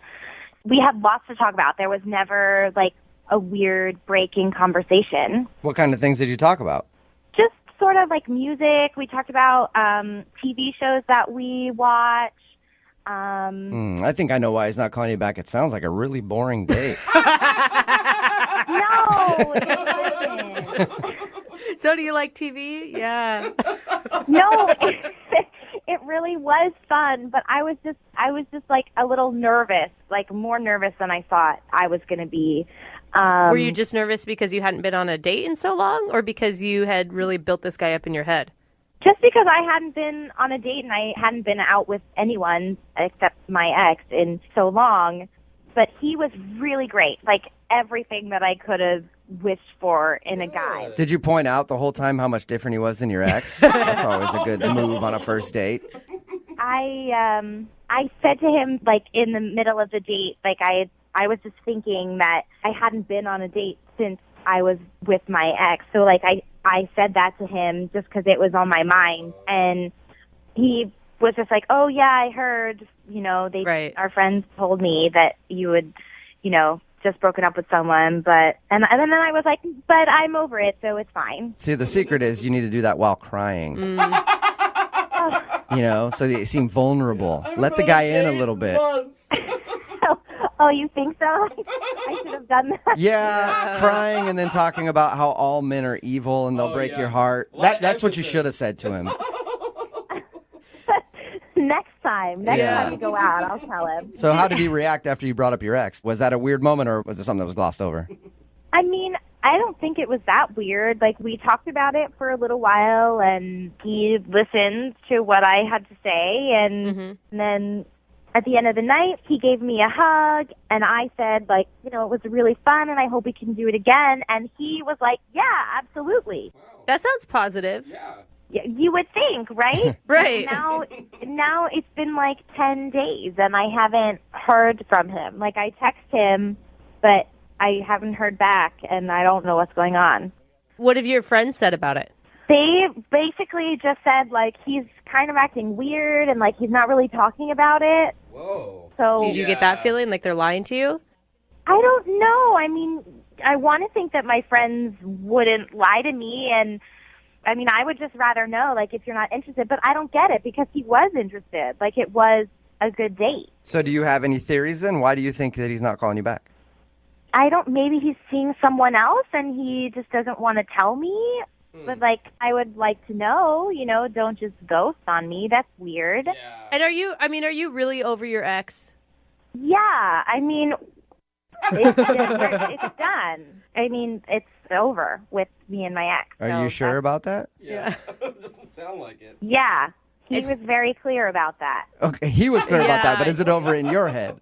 I mean, I can't be with someone who doesn't want to be with me. Okay, so you would actually prefer to be with your ex if you could. But I can't. All right. Well, maybe this guy picked up on that. I don't know. That's the only thing I can think. Yeah, I mean, maybe he did, but I would love to know. Brooke and Jubal in the mornings. Second date update. If you're just tuning in for the second date update, Elise is on the phone with us, and she wants to call a guy named Ryan. They were hooked up through friends, went out to dinner. I should also mention that she's recently out of a relationship, and she is definitely over her ex. As a matter of fact, while she sits there about to make the phone call to find out why this guy isn't calling her back, she's looking at a picture of her ex-boyfriend, wishing things would be different. Am I right, Elise? No, you are not correct. Elise thinks that the reason this guy isn't calling her back is maybe when she was sharing how she just got out of a relationship, it could have seemed like she wasn't really over her ex yet. And we know that she actually is not over her ex yet. Well, and that's okay, Elise. I am as over my ex as I can be at this point. There you go. Guys. So you're kind of over your ex. I'm interested in Ryan. Okay. So there's that. All Which right. is the first step in recovery, really. I mean, finding someone else to get interested in, for sure. Well, I'm going to dial the phone number, get him on the phone, and find out why he's not calling you back, okay? Okay. Here we go. If not, then we'll just call your ex after.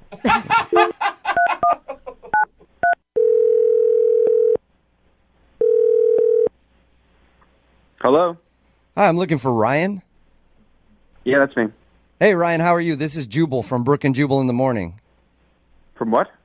Brooke and Jubal in the Morning? It's a radio show? Don't really know what that is, but okay. Well, it's a morning radio show. Okay, great.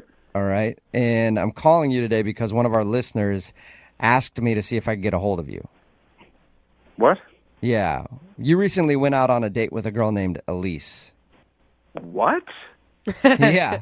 Elise emailed us and told us that she really enjoyed going out with you and then is wondering why Okay, you're... wait. Mhm. What? So this is like a radio show, and this girl, yes, I know who you're talking about. She called you? Well, she emailed us because apparently you're not responding to any of her text messages or phone calls. Yeah, no kidding, I'm not. But this is just weird. Okay. I understand it's kind of weird. It's a segment that we do on our show called the Second Date Update. Do you mind telling us why you're not calling her back? It was just a frustrating experience. That's all I can really say. Okay, what was so frustrating about it? All I can say is we're not really compatible, okay? Why wouldn't you just tell her that then if it was that easy? Okay, listen, it was just a very frustrating experience. I really don't want to revisit it. Okay, but can you give us a little bit of why it was frustrating so that at least we can shed some light on it for her? She just made a comment that really pissed me off. What was it? She just said something that was like totally inappropriate, and it was pretty offensive. Did she mean to be offensive, or was she just saying something that was totally ignorant? No, it seemed pretty intentional. It was pretty cold and calculated, if you ask me. Wow, she didn't seem that rude. We talked to her a little bit about your date. She didn't seem like somebody who would be rude. Yeah, well, listen, I was surprised too. Like initially, I thought she seemed like a nice person, and then she like threw this thing at me, and I was like, "Wow, okay, wow, not who I thought you were." You got to tell me what it is. She's just a hater, and I don't want to deal with people like that. Oh my God. What did she do? Was she rude to the waitstaff or something? No, so like we were having a conversation during dinner, okay, and I told her that I like to cook. I cook a lot, and I told her that I particularly am very, very fond of the Barefoot Contessa, Ina Garten. Like I've seen all of her shows. I have all of her cookbooks. Is that a cooking show? Are you kidding me? Is this a radio show? Give me a break. I mean, This is barely a radio show. I don't watch the Food Network, or is it on the Food? I don't even know where that is. I've never heard of it. It's on the of course it's on the Food Network. Ina Garten, the Barefoot Contessa. She's in the Hamptons. She's cooking meals for like Spielberg and stuff. Hello. Sorry, I didn't know who she was. Maybe I'll check it out sometime. I'm from the sounds of it, I'm sure I'll like it. Yeah, it'll change your life. Okay. I think she's like the most amazing woman that's ever lived. Wow. And Elise responded in an extremely rude way. It was incredibly disrespectful. What did she say to you? First of all, she laughed at me. She like dropped her fork and openly laughed. Like everyone in the restaurant turned and looked. She was just laughing her face off at me. Because you like the Barefoot Contessa. Because I like the Barefoot Contessa, apparently. That's hilarious. I don't know. But then she says, in a really loud voice, she goes, "That lady, she's the worst." And I was like, speechless. I could not. I was like, what? What? So I'm she confused. said that she didn't like the Barefoot Contessa, and Yes, she said she did not like the Barefoot Contessa. Not only that she didn't like her, she said she was the worst. And then she went even further. She said she is so fake, her show is so boring, and oh my God, okay, and her recipes are like so simple, they're for like a middle school cafeteria. And I was like, oh, you have got to be kidding me, lady. You have got to be kidding me. you're that into cooking. This is bigger than food. This is, yeah, the food's amazing. This is about this woman, this incredible soul, okay? And to disrespect her like that, I don't think so. Not on my watch. I was like, you go for the Barefoot Contessa, you're coming for me. Are you joking? Yeah. I'm sorry. Maybe you didn't hear me. She said she is the worst. It's like she insulted not only Ina Garten, but she insulted me. I mean, like she just sort of said, what I believe in, the thing that I care about the most, is a joke. I'm like, you know what, lady? I'm going to toss this table over and walk out because that is some bullshit. Then why did... This is so crazy to me. That would have been great. Well, don't you wish that you could tell Elise off a little bit then? I mean, and let her know. No, I don't want to have anything to do with her again. That bitch is dead to me. Okay? Okay. All right. Well, I should probably not tell you this, but I'm going to tell you anyway. Elise is actually on the other line listening and wants to talk to you. What? Yeah. Ryan? Wow, this is just getting better and better. This is amazing. I am like, I don't even know what to say. Yeah. Well, you certainly knew what to say the other night about the Barefoot Contessa. That was pretty clear. I have no idea that I offended you, and I'm so sorry. I can't believe that you're so worked up over this. I mean, I don't know. I don't know if you had said something to me about something that you care about a great deal, and I laughed at it and threw it back in your face. You wouldn't have been offended by that. You got to be.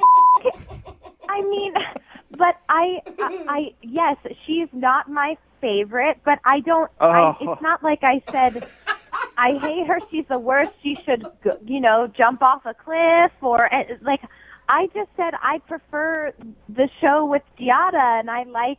Oh my God, that was like a stake through my heart. It was like a stake through my heart when you said that. Whoa. You want to talk? You think Ina is fake? That is fake. I mean, that is like you open up the dictionary, the word fake, and there's a picture of Giada. That's all I know. Shots fired over Cooking Network personalities. She's not really Italian. She's from Long Island or something. I mean, come on.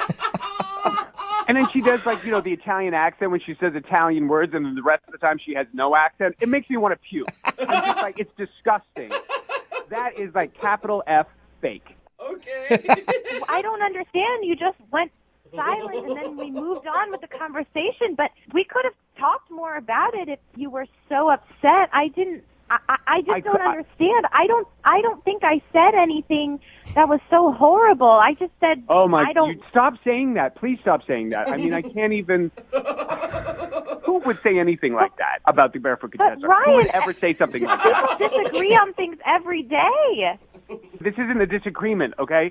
This is about the thing that I care about the most in my life, and you just pissed all over it. You were just like, oh, what a waste of time. What a loser you are. Well, thanks a lot, lady. Thanks. Right, don't you think that maybe it's unhealthy to like the Barefoot Contessa that much? I don't even want to talk about this anymore. This is exhausting. Frankly, I'm surprised that this whole time we've been on the phone, Elise has not actually apologized to me. Elise, do you want to apologize? Well, I am very sorry that I offended you. Do not apologize. I'm not going to apologize for feeling the way that I feel or having a conversation and disagreeing with you. But it wasn't a disagreement. It was a full-on attack. It was an attack. Goodness. And if you think it was anything less than that, then you're insane. Oh, my gosh. At this point, I would love to ask you guys if you will go out on a second date. We will pay for it, right? You have got to be kidding me. Maybe you just need some more time together to talk about your favorite cooking shows and the Barefoot Contessa and get on the same page. Guys, I think I'm okay. Yeah. Absolutely not. I don't want to see her ever again, period. All right. Oh, okay. I did not see this turn of events happening. But Ryan, thank you for your time, and I'm sorry you had to endure Elise and her hatred of the Barefoot Contessa. Yeah, okay, whatever. Yeah. Elise? Wow. Well, thanks for clearing that up for me, guys. No problem. Hey, welcome back to single life. Oh, man, sweetheart. I can't wait to see what nut job I'm going to get set up with next. Yeah. Brooke and Jubal in the morning. Just got a text in at 78592 that says that dude Ryan is going to be on TMZ sometime soon. Found hiding in the Barefoot Contessa's kitchen cabinet. Yeah. It's Brooke and Jubal in the morning talking about today's second date update. This girl named Elise wanted to call a guy named Ryan to find out why he wasn't calling her back after they went on a date. It turns out she did something terrible and insulted his favorite cooking personality, the Barefoot Contessa. He was hot, too. Really angry about it. I don't think we've had anyone on this show as passionate as that guy. About anything. No. Let alone a cooking show. Yeah. And people are texting in at 78592. Now it's moved on from them just commenting on the second date update to now they're just arguing about which cooking show is the best. Somebody's texting in like, that Giada girl is the worst. I can't stand her. Sexy, though. I like Giada. Someone else texted in, she probably likes Bobby Flay. Yeah, right? Now people are like, What? Oh, this is why I only watch Top Chef. Yeah. And everybody knows the best personality in the cooking world out there is Guy Fieri. Oh, God. Everybody knows that. Take you straight to Flavor Town. Yeah, Flavor Town. I'm the coolest chef ever. I frosted my tips. I look like the guy from Smash Mouth from the 90s. man. Remember him? I'm a I badass. put my glasses on backwards on the back of my head. It is impressive that he's still trying to bring flame shirts back. It really is. You know? Hey, Craig? Yes. Hey, just making sure while you were waiting to do the second part of today's second date, you didn't drink any champagne, did you? I didn't. I thought about it. Yeah, you might want a bottle or two before we get started. It seemed to help you last time. If you're just joining us, Craig is on the phone and he wants to call a girl named Maya. They met online and ended up going out to dinner for a date, but he got a little nervous, arrived at the restaurant early, and ended up drinking a half a bottle of champagne before she even got there. And then she showed up and he found out she doesn't drink champagne, so he drank the rest of the bottle and probably some more liquor then too. And he doesn't remember most of the night. He does remember that she left in an Uber after he peed on the wall outside, and that she's not returning any of his phone calls. I know. I would just say when you tell her how nervous you were, just make sure you throw in a lot of compliments because this is going to be a hard one to come back from. Oh, okay. I'll try. All right. And if you need a drink to help you do it, go ahead and grab one. No, It'll be a minute. no, stay All right. sober. I'm dialing her phone number right now. Here we go. Oh, no.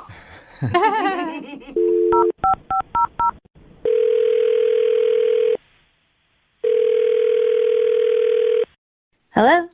I got to speak to Maya, please. This is she? Hey, Maya, how are you? This is Jubal from Brooke and Jubal in the Morning. You said you're who again? This is Jubal from Brooke and Jubal in the Morning. It's a radio show. Okay. Hi. Hi. Hello? We got an email about you from one of our listeners. Oh. Okay. What did they say? Well, they said that you're pretty cool. Okay. That's it. That's all they said. And so I just want to tell you you're cool, Maya, and then we'll talk to you later. Have a good day, okay? Oh, that's weird. Maya, we do a segment on our show called The Second Date. That's where if you go out on a date with somebody and then don't call them back after, they can email us to get you on the phone and find out what went wrong. And recently we got an email about you from a dude named Craig. Oh, my God. Okay. Yeah, you remember Craig. Yeah, and so Craig told us about your date. Did he? Yeah, he said that you left and didn't seem like you wanted to see him again. And he also tried to reach out to you, and you haven't gotten back to him, so he's pretty sure he screwed it up. Yeah. And would like a second chance. Well, definitely right about screwing it up. I mean, that date was a friggin' show. Yeah, he told us how he got drunk. Like he said he was nervous and drank pretty much a whole bottle of champagne before you even showed up, and then just got drunker and drunker as the night went on. Yeah. Have you ever hung out with somebody who had a bottle of champagne in like an hour? I have. They're usually not very fun unless you're on the same level. Yeah. It was pretty horrifying, I have to say. Honestly, I'm impressed that you even stuck around. Like at that point, I would have felt like you're wasting my time. I'm leaving. Well, the thing was, like, he was so nice and cute, and we even talked on the phone before we met. He just sounded like a sweet, down-to-earth guy, and so I was pretty shocked, actually, when I showed up, and he was, like, lit already. I'm like, what? Did you, like, go out with somebody before I got here? But then I realized he had a bottle of champagne at the table, and half of it was gone already. Yeah. Yeah, he admits that he screwed up. He knows that he got a little too drunk, and that's why he wanted us to call you to see if that's the reason you're not getting back to him. I mean, that's like a big part of it, but he is a total mess.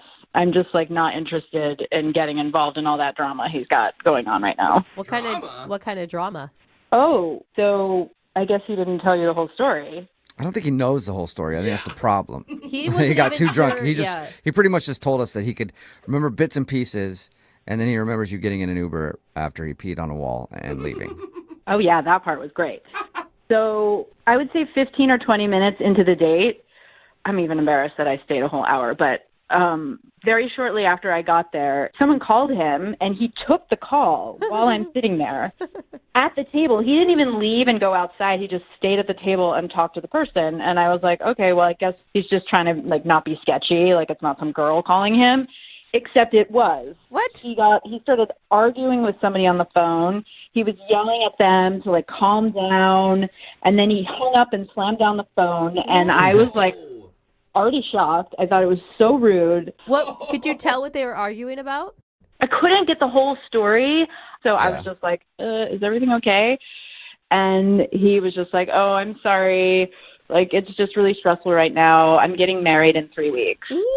Oh, my God. Wait, hold up. Getting married? Yeah. That will throw a wrench into things if you're on a date and you're getting married in 3 weeks. That can't be right. Did he explain himself?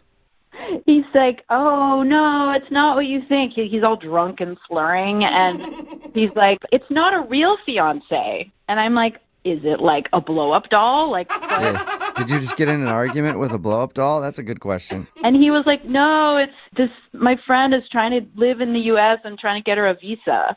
Oh, okay. So he's marrying to try to get someone to be able to stay here. But still, that's a little bit of baggage. That's a lot to deal with if you're going out on a date with someone and they're getting married for any reason. It's kind of weird. Did you believe him? Yeah, I think he was too drunk to lie at that point. Okay.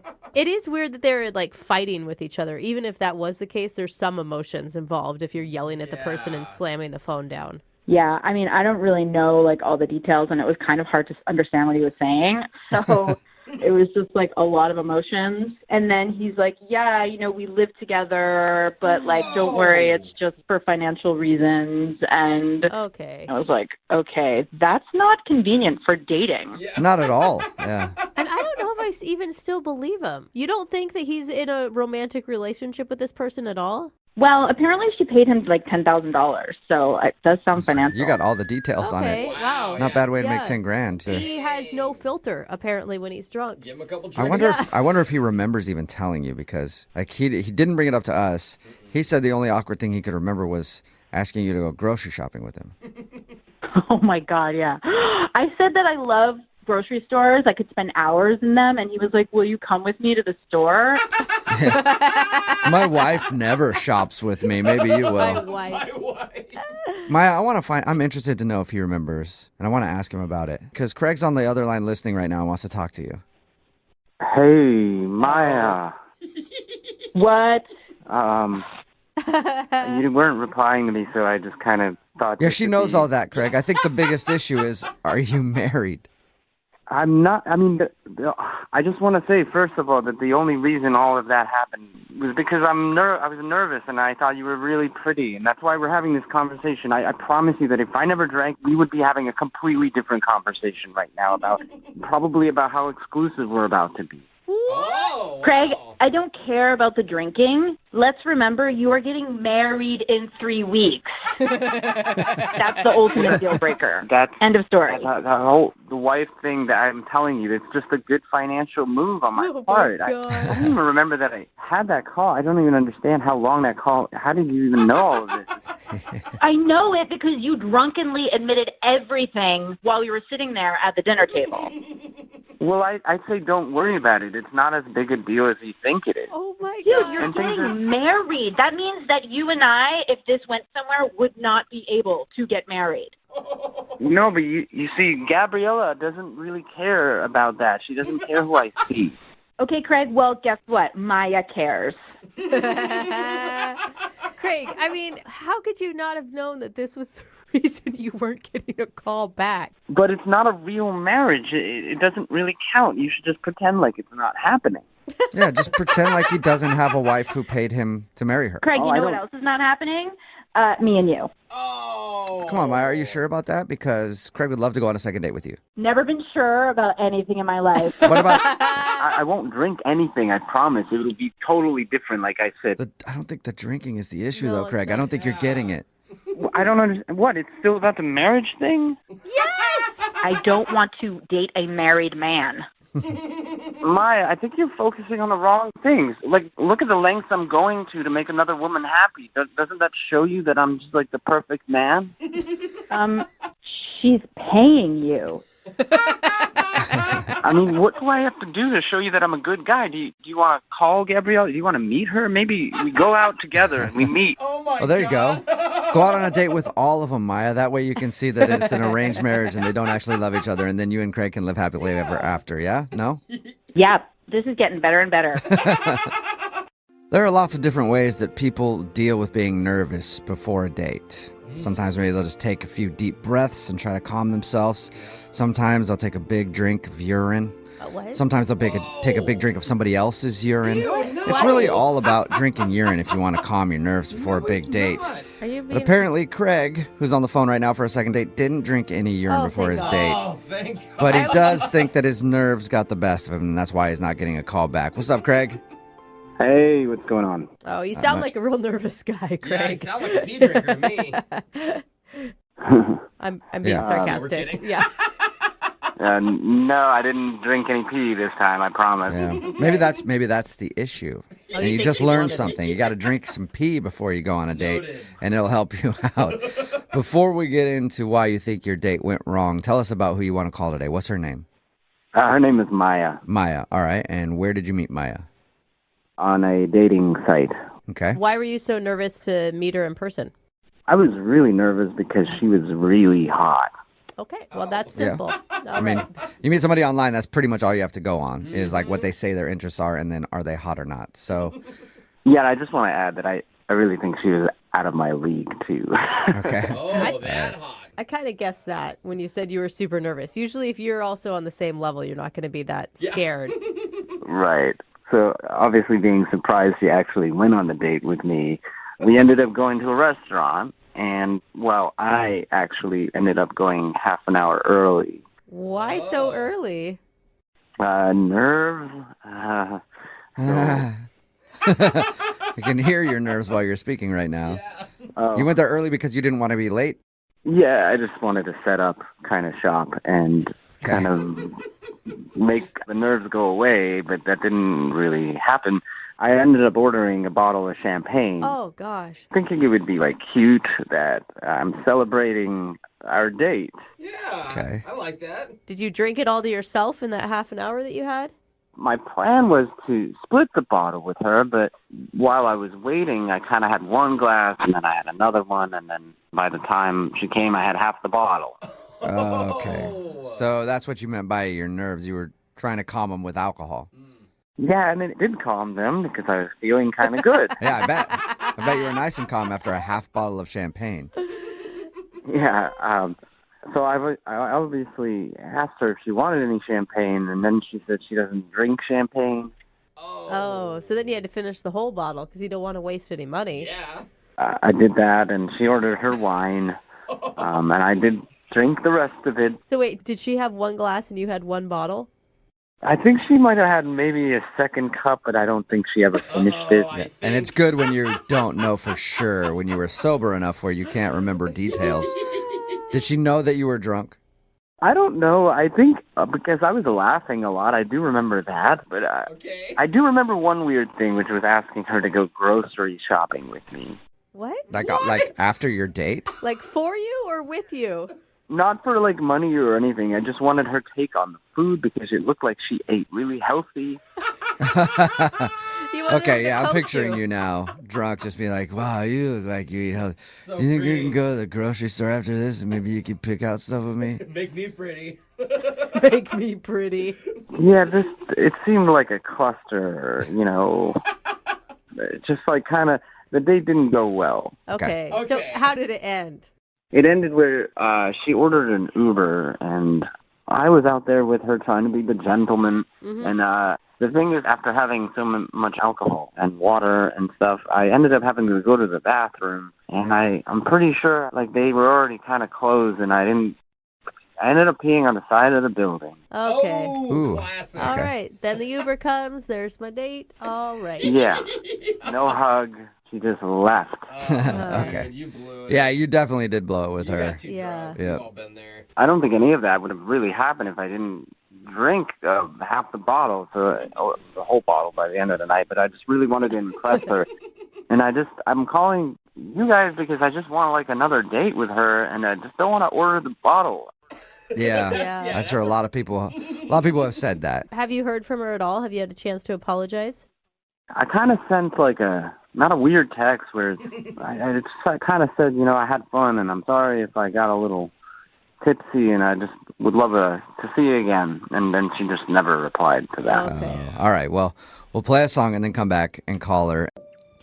In all the years that we've been doing second dates, we've heard about literally hundreds of different unique date ideas. Oh, for sure. I mean, cooking classes, hot air balloon rides, reverse horseback riding. Whoa, wow. Wait a minute. That's the one where the horse rides you. Okay. It's a lot of work. It's illegal in some states. Exactly. Yeah. But we've heard, it feels like basically everything. Yeah. Mm-hmm. Although I don't think we've ever heard about a first date quite like the one of our listeners went out on recently. His name is Daniel. Okay. And I think this is something that maybe Brooke would really be into. But all right. we're going to find out in just a second. First, let's talk to Daniel. What's up, man? How you doing? Hi, everyone. I'm doing okay. How are you? Good. Hi, Daniel. Very formal this morning. I like that. I like that about Daniel. Yes. So we'll get to your date in just a second. First, tell us about the girl you went out with. What's her name? Her name is Olive Vera. Oh my God. Olive Vera? Like olive, like the food you eat, but it sounds like aloe vera. Yeah. Yeah, like a calamine lotion kind of. I noted that when I met her. Sounds like some sort of dish soap. Yeah. She sounds like Don't an knock apple. it. I kind of like it. That's okay. I'm into nature names. Nature names. Okay. How'd you meet Olive Vera? Well, that's also another kind of strange thing, too, because I met her outside of a flower shop. Okay. I was getting flowers for my mother, Mhm. and I don't normally ever do anything like that. But I was like, well, she's really attractive. So I was like, oh, do you recommend any type of bouquet to get? Did your voice get 2 octaves deeper as well when you asked her? Well, I tried to make my voice deeper than it actually is. Because when I'm like ordering stuff out at a bar, my voice hits this octave that I hate because I go higher usually. So I had to be conscious to keep my voice low. It's always good to hit the flower shop right before you go to the bars. Yeah. Balance it out. How did that conversation with Olive Vera go?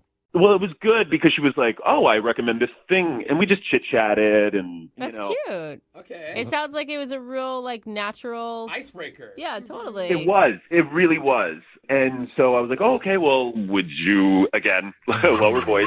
I was like, would you mind if I called you sometime?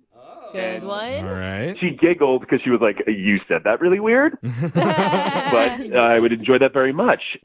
Yeah, so far so good. Dude, it also helps that you were doing like a good thing. You were out buying flowers for your mom. Like that's really sweet that some other girl caught you in the middle. That'd be a green flag. Right. Is what It'd we're be going to a call that. green- That's a green flag right Never there. heard what the opposite of a red flag Well, is. I just made it up. That's why. I like it. Yeah. And so you said that you took her out on a unique date. What did you guys end up doing? I decided I was like, we're going to go mine for gold. Wait. Whoa. Dude, that is Literally? an awesome date. Do people still do that? Yeah, a lot. Okay, you can buy a bag of sand. I'm not lying. Right. You can buy this stuff online and you can do Oh, it no, yourself, she's like a into this. DIY Like a thing. pan? You can have a pan and actually can it. They have bags of like riverbank sediment Sure. that you can buy. I did that on like a 3rd grade field trip once. It's awesome. Where'd you do it at? Was it a place or did you do it at your house? Well, no. So that's the thing. I was like, well, we could do that, but I would much rather wear those big, huge rubber boots and be standing in a river and with a professional. Okay. Oh, we're gonna You're sleuth. choosing to do that. This is it. Okay. You don't think that sounds fun? You like money. That's what they're looking for. I'm They're like looking for giving gold. money, not Yeah. doing hard work. Just give her the money once you're done Anyways. hunting it. What did Olive Vera think about the date? How was her interaction? That's, I guess, why I'm calling you guys is because so we're in the river, right? There's some light splashing going on. We're flirting. She's, by the way, she's loving it. Good. Okay. Okay. And at a certain point, as I'm talking, I know like she's kind of like further away from me. Mm-hmm. And I'm like, oh, that's kind of weird. But I keep talking. And then she slowly just like drifted away. Like caught in a current? No, I'm not explaining this right. So she is kind of like staying there and I'm kind of going away. But from my perspective, it looked like that. Okay, so You're you're choosing different areas to pan for gold. I see. Yeah. Maybe if you explained it in your deep voice, it would come through a Right. little more clearly. Right. So I'm going around the bend. And now all of a sudden, I can't see her anymore. And now I'm with these people that are also panning for gold. I'm like, oh my God, I need to get back to her. Yes. Yeah. Yes, the date is Definitely. more important than the gold. Yeah. Exactly, at this point. And so I get out of the river and I go back to where we were, Mm-hmm. and she's not there. What? Oh. Okay. I mean, maybe she just got out to go to the bathroom or something, right? Sure. Well, that's what I thought. So I asked one of the employees, I said, hey, did you see the woman I was with? And the guy was like, yeah, she left. What do you mean she left? Oh, what? What? So, yeah, no, she apparently went to one of the employees and asked them to call her a cab. Oh. And Oh. I called her. I left 2 voicemails, and she has yet to pick up any of those calls. Oh my I mean, gosh. I don't know. Some women could get really mad that you took the attention off of her. I Like would. you, Yep. Yeah. Guilty. like that you're like, what? I thought we were doing this together, and all of Yeah. a sudden you're around the On corner, your and I'm own. just standing here Yeah, by myself. It has to be But something. maybe there's a more logical explanation. Like, what if she dropped her phone in the river and didn't know where he was, and all she could do was like go and see if maybe she could get a cab on her own. Thought he left. Not bad. That's where my thought first went, but then I was like, well, she should have a new phone by now. If we call her and a fish answers, we'll know that that's what happened, Jeffrey. There we go. Yeah. Let's find out. We're going to play a song. We'll come back, and we'll get you your second date. All right, ma'am? Thank you so much. All right. I think we're going to title this second date, Panning for Love. Oh. It's already a success, even if we can't get them to go out on a date just from the title alone. But if you missed the first part, one of our listeners, Daniel, took a woman named Olivera out to pan for gold in the middle of a river outside town. He said they were actually having a pretty good time, but they got separated in their search for treasure. So Daniel went looking around, but never was able to find her. And he later learned that Olivera asked one of the employees to call her a cab.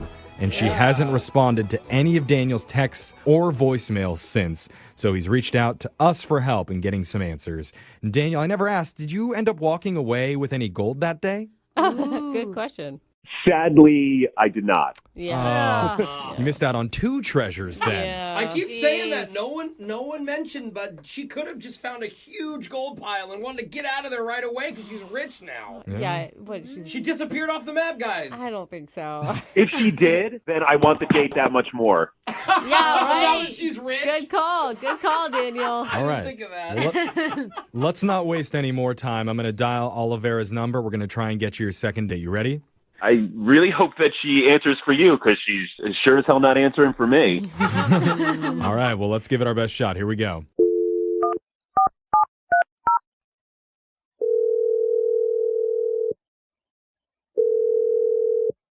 Hello? Okay. Hi. This is off to a good start already. I'm looking for Olivera. Yes, this is Olivera. Hi, Olivera. My name's Jeffrey from the radio show Brooke and Jeffrey in the Morning. Oh, wow. Oh, wow. Oh. You know who we are? Yes, I do. I listen to you guys. Oh, that's awesome. Thanks for listening. Yeah. So, Always after work and before work, and yeah. Cool. Oh, We okay. appreciate Well, that. all right. Sound like a little bit of a stalker now. A little bit too invested. We do have a podcast. I will take it. Okay. But then if you're a listener, you're probably familiar with a segment we do called The Second Date. Oh, yes, of course. Okay. So we're calling you because one of our listeners reached out hoping to get in touch with you, and you've been blowing him off lately. His name is Daniel. Why would you want to talk with me? My God. Really? Oh, he likes Do you really think that lowly of yourself? Like, Yeah. He thinks you're awesome. Oh, no. It's just really strange what happened. So, like I told you, I've heard you guys do these before, so I'm just very curious what he told you. well, basically, he said that he took you out to pan for gold in a place just outside of town. Which and- sounded like a really fun date. Yeah. Depending who you ask. Yeah. To me. He painted it as a really nice time, and you guys were having fun, splashing around in the river, and you got separated for a little bit. Am I already wrong? Yes. No, that's all right. So why are you laughing then? It's I can't believe he would tell you what happened. Well, it sounded fun, like you were flirting and like, Yeah. splashing each other. Just like that. Yeah. Aren't you cute? Well, did he mention that we went for a couple of beers at the saloon? Beforehand? Yeah, at the Gold Rush place there was a saloon. And Oh, cool. He did not mention that, but that actually makes the date sound even better to me. Yeah. I could get behind if I was drinking. Couple of brews, some gold. Why is that a bad thing? well, let's just say we had a couple beers and we were off on our way to go find this gold. Mm-hmm. And then he turns back and he says, "You know what? I'm going to do this like the old miners would," and takes down some shots. Oh. By himself? Yeah, he orders two and downs them both. Rude. Sounds fun. I don't know. That's a red flag. It's fun if you do it as a group. It's not. It's like a problem if you're drinking shots by yourself. Maybe he's nervous. Maybe he's nervous and he's worried like he wants to be impressive to you. But he's already She had a could couple take 2 beers. shots too. Yeah, but why didn't he ask you? Do you know? Yeah, that's the question. I'm not really sure. It just was the first kind of like, oh, okay, well, let me just overlook this and let's keep going. Right. Yeah. That was the first. Yeah, and so we get to this place where we're mining, and then before I knew it, he was gone, and I was like, oh, God. Yeah, he mentioned you guys got separated. Yeah, we definitely got separated, and then I walk out of the water, and this guy comes up to me who's not Daniel, and he's like, "Your boyfriend's sick in the head." Whoa. Was he? Whoa. Was it like haha jokey or? No, he was angry, like Oh. yelling, and I was like, "What? Why? Oh, well, I'm sorry, he's not my boyfriend. What happened?" Yeah. What did happen? Well, he had his pants dropped and said, "Oh, I'm panning for gold," and had his junk on the pan and said, "Look, I found a nugget." No. Oh my God. No. Wait a second. Whoa. He dropped his pants and put his junk on the dish? Oh gosh. I mean, that'll make gold mining more exciting. I guess. So that's what the guy said, but I didn't see it. So I was just like, let me just get out of here because I do not want to deal with someone who can't handle their liquor like this and shows me his junk. I mean, uncomfortable. That is weird. it's weird, but it sounds a little far-fetched. I don't know if I actually... How do you not believe that? Well, you just immediately believe that? Well, fine. Ask him. I think we should ask him, Olivera, because as you probably already know, Daniel's been on the other line listening, and he wants to talk with you.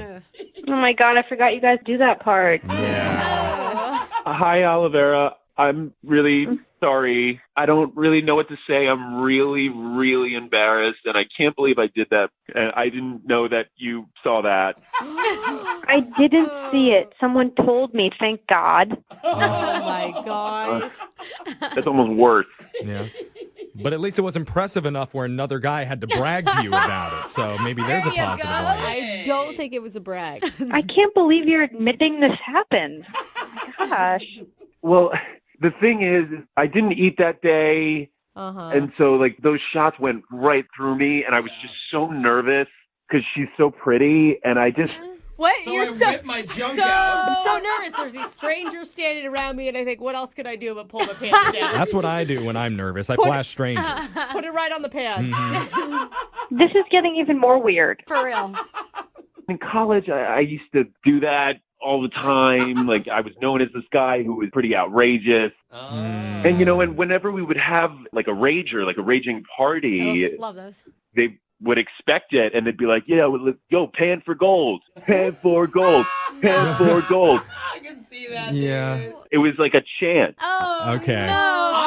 For the record, everyone here's all embarrassed. I love the joke, bro. I mean, Hilarious. it's the timing that's the Exactly. issue. Yeah. If it was at a party and you're in college, and I you're would at chant a that rager, too. Yeah, right? I would but too. I'd be next Not to you. gold panic. with strangers sober in the middle of a day standing in a river, like it's a. Well, I'm glad you guys are all enjoying this because I don't think this would be funny anywhere. In college, on a river, it doesn't matter to me. Well, now you're just being harsh. No. Daniel, Kind of. you put yourself in a pretty big hole here. Can you try and dig yourself out? No pun intended. I liked it. I liked it. I'm embarrassed that I did that. I mean, I see Olivera's point, but I still really like you, and Yeah. I'm admitting that it was wrong. Okay. Oh, buddy. That's a big move, I think. Just to know that he made a mistake, he's owning up to it, and he wants to do better next time. So Olivera, well, actually, before I ask, I need to know, Daniel, do you have your pants on right now? Come on. I just want to make sure. Everything is on. He sounds Look at sober. that. He's a changed man, Olivera. And with that said, we would love to send you two on a second date, and we'll pay for it. No, I'm not chaperoning someone anymore. I'm so over people getting drunk on dates and then, like, I become a mother. Well, what if he doesn't drink? What if you drink? I can stand behind that. Listen. On the date, I will show you the party trick. What? No. Whoa. That is not what. How did you interpret that? Daniel, That's what she wanted. It's the opposite of what I was saying. Yeah, don't do Look, I don't know. I mean, I'm just saying it's pretty impressive. Oh my god. Party trick. Party trick. Okay, Paul. Yeah. What is it? Pan for gold. Yeah. Pan for gold. Pan for. Moving 92.5. Brooke and Jubal in the mornings. Second date update. I've always thought that there should be a Yelp review for people. You know? Where you can just rank people based on all sorts of things, including dating. And apparently, the girl on the phone for a second date update today actually had an experience kind of like that after her date. We'll get to that in a second. But first, Alicia, what's up? What's going on? Hi, how are you? Not too bad. Before we get into the whole Yelp review thing I was talking about, why don't you tell us about the dude you want to call today? What's his name? Gino. Gino, all right. And where did you meet Gino? I met him online. Okay. He instantly drew me to him because of his profile picture. What was his profile picture?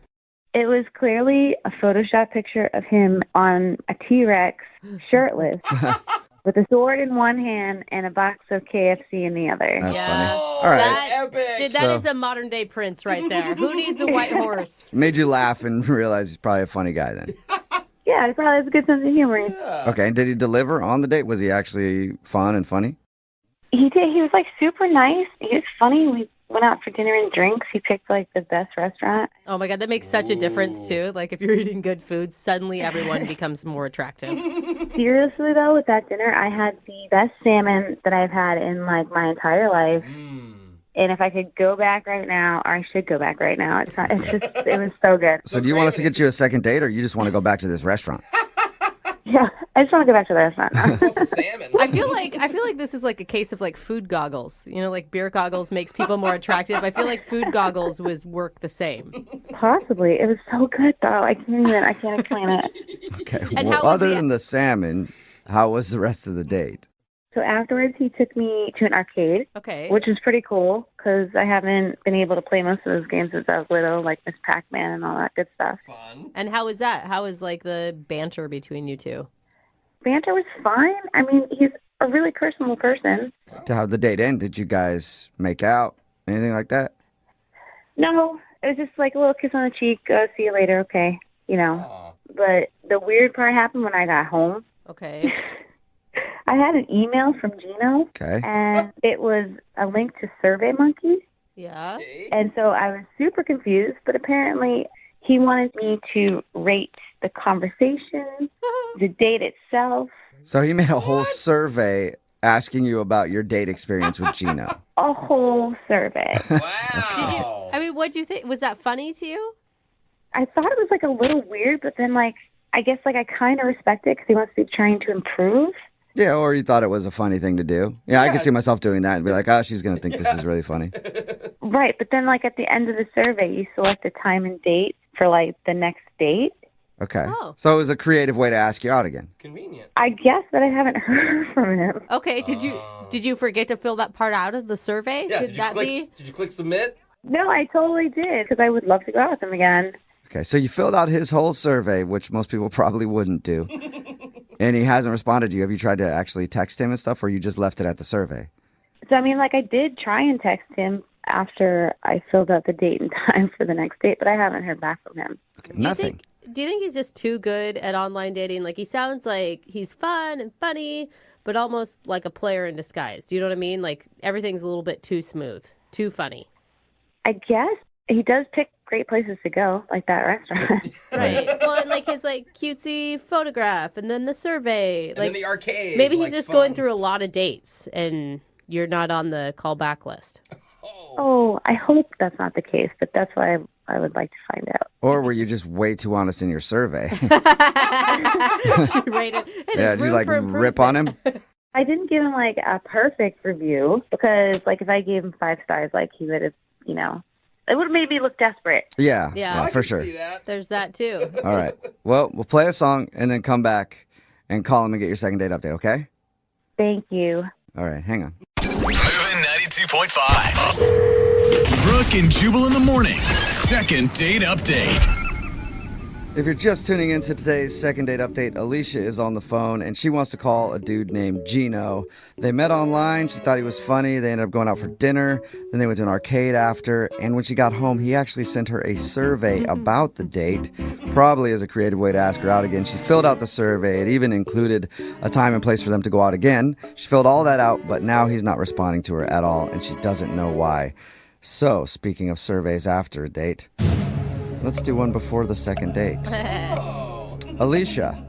Yes. Are you ready to play Who Wants a Second Date? Sure. Okay. Here's your question. If you don't get a second date, are you A, going to yell at Gino? B, going to cry? C, going to yell at us? Or D, Portugal? Choose carefully, Alicia. I'm going to say D. I knew it. Portugal. I knew Wrong. she'd That be is Portugal. wrong. It's not Portugal. I know that was a tempting answer, but no, that is not Portugal. I hope this works out for you and it's just a case of he's been too busy. I doubt it, but that's what I'm still hoping for. I'm really hoping that you guys can get a hold of him because I went through a long survey, filling out this survey for him, and I really just like to know why he didn't call me back. Maybe the answer is Portugal. Who knows? We'll find out. I'm going to dial his phone right now. Here we go.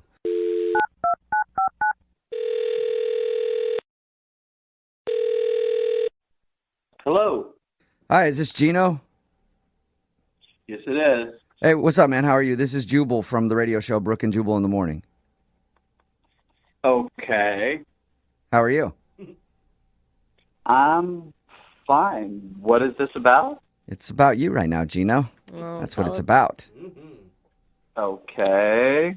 A little confused right now. Why are you guys calling me?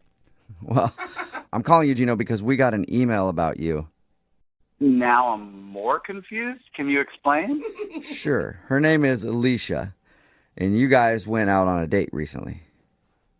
Oh, wow. Okay. Okay. We do a segment on our show. It's called the Second Date Update. That's where if you go out on a date with somebody and then they blow you off, you can email us, and we'll call that person and find out why. So Alicia is wondering why you're not calling her back after she even filled out that survey you sent her. Oh, my God. Alicia told you about the survey? Yep. I actually thought it was a pretty cool idea. I think we all thought it was a pretty cool idea and like a great way to ask somebody out again. Well, this kind of like standard procedure for me, just to like not waste anybody's time. Oh, wait, you were doing it for real? It wasn't like a funny joke? Yeah, I mean, I always ask people to fill out a survey just because, like, we don't want to waste time. If we're not compatible, it just sucks to wait like a month or two to figure that out. I thought it was just like a flirty thing to be like, here's this survey, I'm a wacky dude, but we'll definitely go out again. You actually, like, you read over it and then decide if you want to date him again. That's correct. Wait, you're not a business, you realize. Like, going out with you isn't the same as, like, eating food at a restaurant. No, it's not. But I get it. It's in the interest of everybody to not waste our time, you know? So you saw something in her responses to your survey that makes you not want to call her back? Yeah, no, she's a nice girl, but definitely some red flags came up, yeah. Okay, what are some of those red flags? I mean, she didn't tell us any of the questions that were on the survey. I guess we could have asked her that, but... Yeah, no, she definitely got some answers wrong. How do you answer wrong when it's a survey? Isn't that just asking for your opinion? Yeah. An opinion can't be wrong. Well, I mean, I guess in this case, it can be. Like, I mean, if you really want to know, like, we went out to dinner, and one of the questions was, what was your favorite part of dinner? Uh-huh. And she answered the salmon, and clearly the best part of dinner was the banana split sundae at the end. You know? Come on, Shut Oh, wow. You're not being that picky, are you? You're joking. That's not a red flag. Let her like what she likes. Well, to clarify, there's nothing technically wrong with her liking salmon. It's just that, to me, there's no comparison with the ice cream portion of the meal. So it's just a compatibility thing, you know? What? Okay. People don't base compatibility on food likes. Well, I'll elaborate. Another question that was incorrect was, what was your favorite part of the night? And she answered dinner, which again raised a serious red flag because the best part of the night was no-brainer, the arcade, okay? I mean, come on, you know? And again, that's fine if she likes dinner better than an arcade, but, you know, I'm like a young person. I'm not, you know, a grandparent yet, so... If you like dinner, So- you're an old person? Yeah, like she can't like dinner and you like arcades? Yeah. I'm just saying, salmon and dinner as opposed to ice cream and arcades, you know, I'm looking for somebody young at heart and fun. What? You don't sound, I'm sorry, but you don't sound young and fun at all. You sound like kind of anal retentive and weirdly stuck on surveys. Well, you actually sound like my mom right now, so... Well, I mean, just think saying about it's it, though. If you say, hypocritical. like, you want somebody young and fun or whatever, you're sending out surveys after your dates. Yeah, overanalyze. Yeah. I don't know. You can call it that. To me, it's a big time saver and more time to have fun and be young. But if you wanted if you wanted to save time, why didn't you just send her a survey before you even went out on the date and said, what do you prefer, video games or eating food? And if she would have picked eating food, then you know that you shouldn't have even started the date to begin with. Well, I think that the human portion of the interview is also very important. Oh, so you do that first, then the Okay. survey after. Interview, okay. Okay. Dude. Well, Wow. so basically, you just don't feel like you guys are compatible based on your interests. It's not a perfect fit, no. Okay. You need to loosen up a bit, man. You could be missing out on someone who could be like an amazing partner. Or I could just be getting rid of the people who aren't amazing partners. Yeah, I guess you could look at it both ways. No matter how you look at it, though, Gino, Alicia is on the other line and wants to talk to you. I know that for a fact. Yes. She is? Yep. Unless she hung up. Alicia, are you there? Oh, I'm still here. Yeah. Or what do you think about what Gino said? Sounds like a survey question. Oh, my God. Are you kidding me?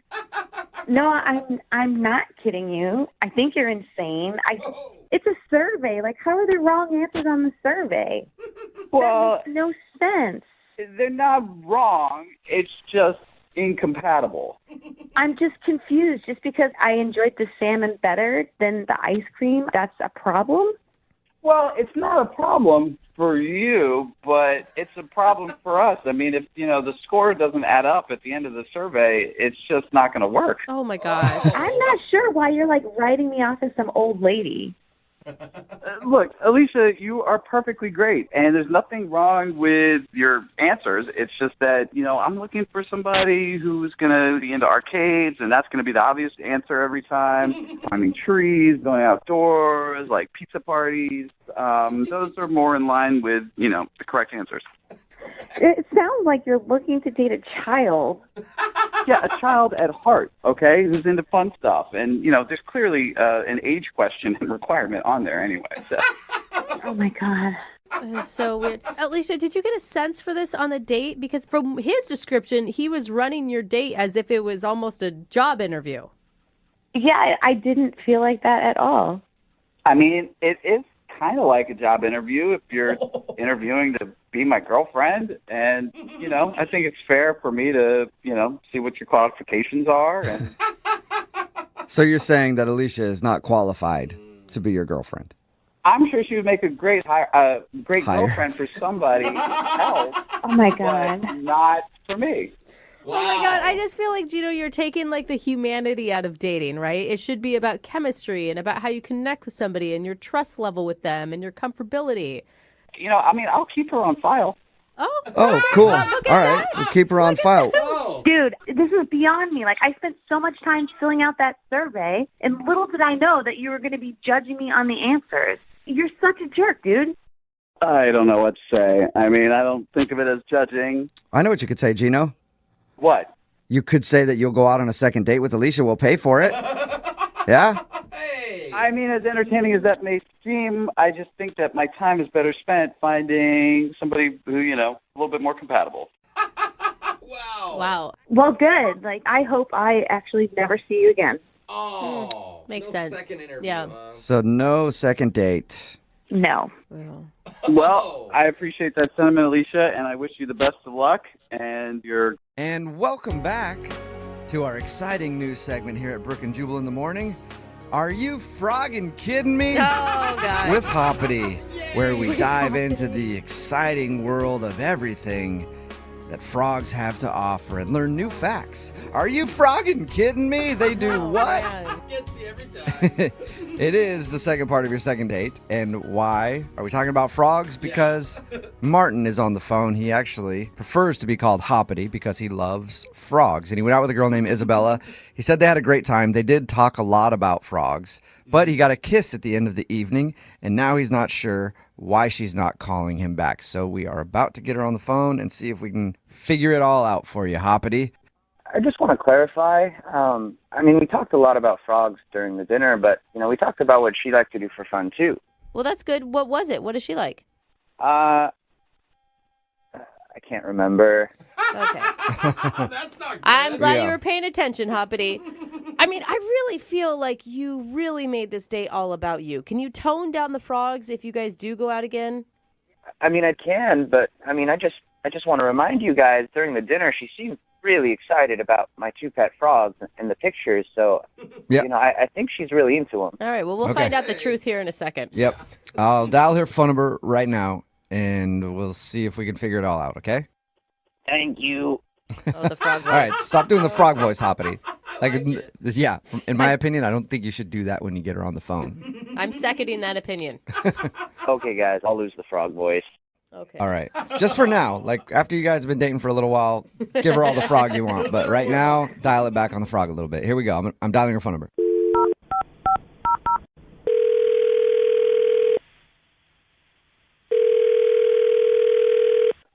Hello, Hi, may I speak to Isabella? this is Isabella. Hey, Isabella, how are you? This is Jubal from the radio show Brooke and Jubal in the Morning. Can you? I'm sorry. Mhm. You're from where? Brooke and Jubal in the Morning. It's a radio show. Okay. What do you want? I want to know more about you, Isabella. Is this a prank call or something? No. We're not some cheesy radio show that does prank calls. Come on. Isabella, yes, we are. This is something we do called a second date. That's where if you go out on a date with somebody. Oh, okay. I've heard those. Okay, cool. Well, that's what this is. And Hoppity actually emailed us about you. I don't know who Hoppity is. What? You don't know who Hoppity is? No, remember he said he didn't How do you go not by remember? I don't know what you're talking about. You know Martin? I know Martin, but I don't know. But why were you saying Hoppity? Because I thought he told you that he goes by the name Hoppity, but apparently I was No, wrong. he never told me that. He goes by the name Hoppity?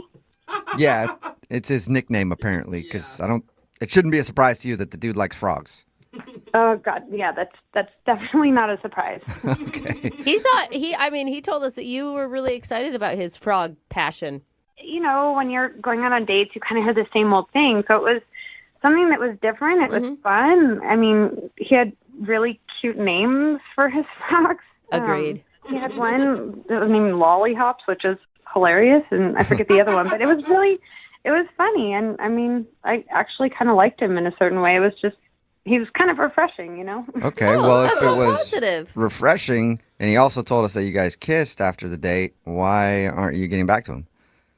Well, after our date, I looked him up on Facebook, and I noticed that he put for work that he's a stay-at-home frog dad. Oh no! So I'm really at the point where I'm really seriously wanting to find someone and settle down, and it just didn't seem like he was focused. And I mean, it's okay to have a hobby, but I would like him to have a job. All right. Wait, so does he have a job? Do you know?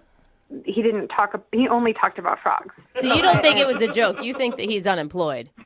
I mean, I'm pretty sure he doesn't work, and by the look of his pictures, it was literally just different frogs.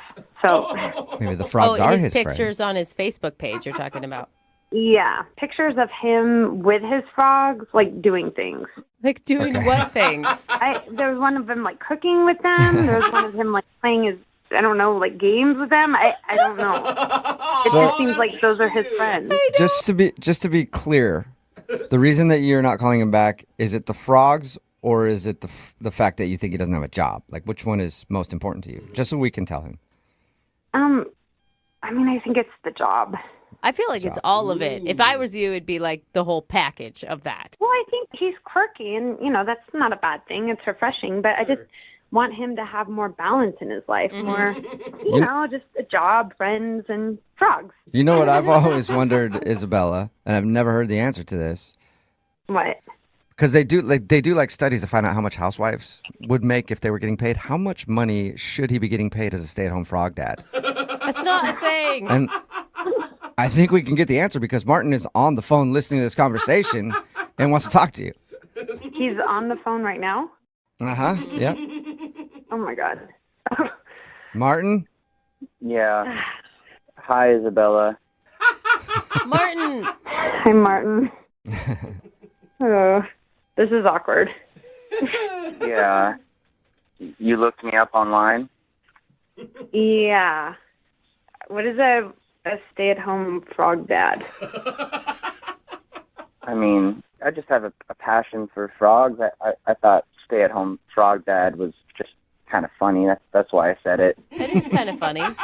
Yeah, I don't really know how much you heard, but I mean, when I saw that was kind of the thing that I just thought, oh, you know, I had fun on our date and the kiss was nice, but I'm looking for something more serious, and I don't know that I can build a future with somebody who's a stay-at-home frog dad. Oh, but come on.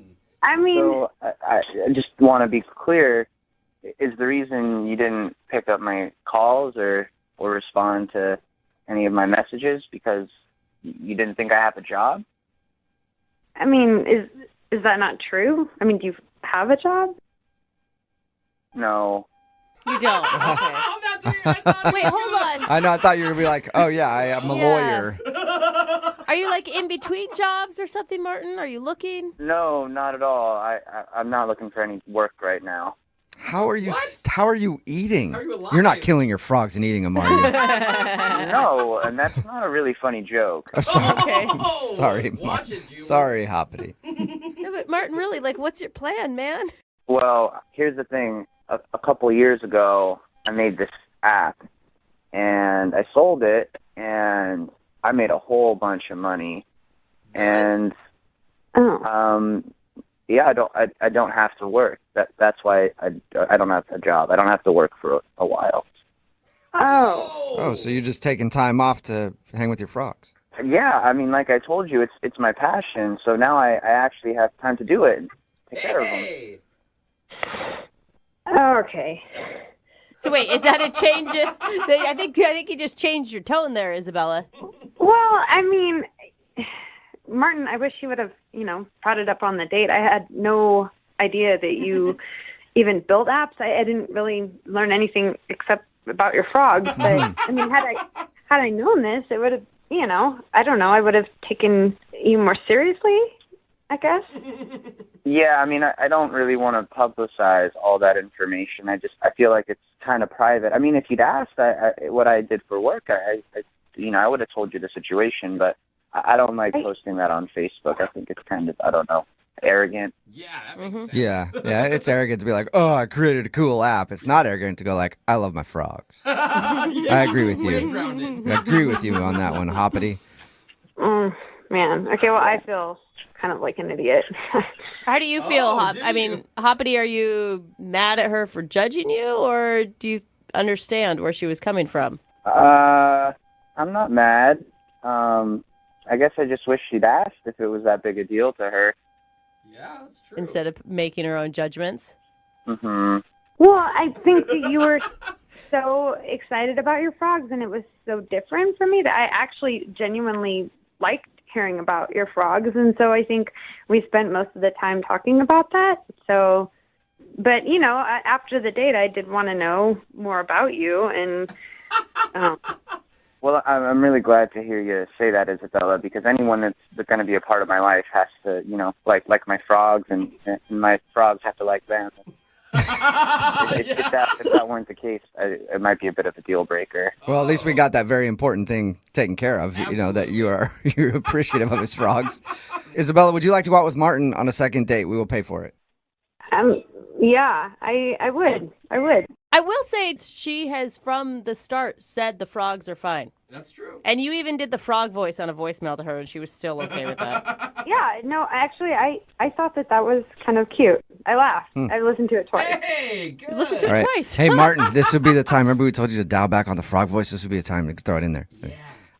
You like the frog voice? It sounds nothing like Oh my god. You're silly. Hop along. What is your name? What is your name? Hoppity? Hoppity. Okay, Hoppity. Hey, I like it when you say my nickname. That kind of makes me feel good. Uh-oh. Okay. All right. I am So weird. I'm getting way too turned on by the second date, so we have to end this right now. Congratulations to both of you guys for getting another date. Yeah. Well, guys, I mean, I never told you officially whether or not I'd go out on another date with her. Oh, yeah. Good point. that's a Yeah, good you point. didn't. I was assuming. So will you go out with her again? Are you kidding me? Yeah. Oh my god. All right. I think there's a match made in heaven. Yeah, I think it is. Yeah. All right. Congratulations, you guys.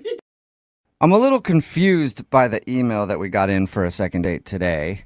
It's from a dude that says he went out on a date and everything went well. And even at the end of the date, he asked if he could have a kiss, and she said yes. Okay, that sounds all really successful. The thing is, he never said if they did kiss. He just said she said yes. So I don't know if they didn't actually kiss and that was enough for him. I'm not sure. But his name is Martin, and he's on the phone. What's up, Martin? Hi, how's it going? Good. Can I call you Marty? I can call you Marty. Actually, I'd prefer if you guys called me Hoppity. Wait, what? Huh? That was not what I thought you were going to say. Yeah. Wait, Hoppity. is that Okay. your nickname? It is. I like frogs. I'm a lover of all things having to do with frogs. So, yeah, all my friends call me Hoppity. Okay. Well, you sound very interesting, Hoppity. Does I feel like I'd like to go on a date with you to get to know you better and learn more about frogs. Yeah, I mean, frogs are great. So why the obsession with frogs? You know, ever since I was a kid, I've just been fascinated with them. Okay. There's over 600 different species. They're great pets. Okay. Really? Would you like to do a second date, or would you like to just switch this over to a frog segment? I'm kind of intrigued. All about frogs with Hoppity. We could add that to the program if you want. I mean, I think I'd like to continue with the second date, but if you guys ever want to talk about frogs... Okay. We'll keep that in mind. So Frog expert. let's talk about your date then, Hoppity. What's her name? Her name was Isabella. Isabella. And is she a human or a frog? Yeah, definitely not a frog. She's a human. Okay. Okay, and how did you meet Isabella? A friend of mine actually introduced us. A friend of a friend, really.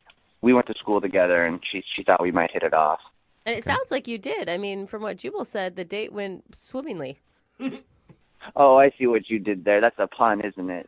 That's a frog joke there. Some frogs swim, I hear. Yeah. I don't know. Frog swim, yes. Yes. Okay. All right. Well, your email did say that everything went well and you asked for a kiss, but you never clarified if you got a kiss. Oh, I did. I did get a kiss, actually. Okay. And how was it? I mean, what was it like? It was great. You know, I was a little worried that maybe she was a little over the fact that we were just talking about frogs the whole time, but Wait, that didn't really happen.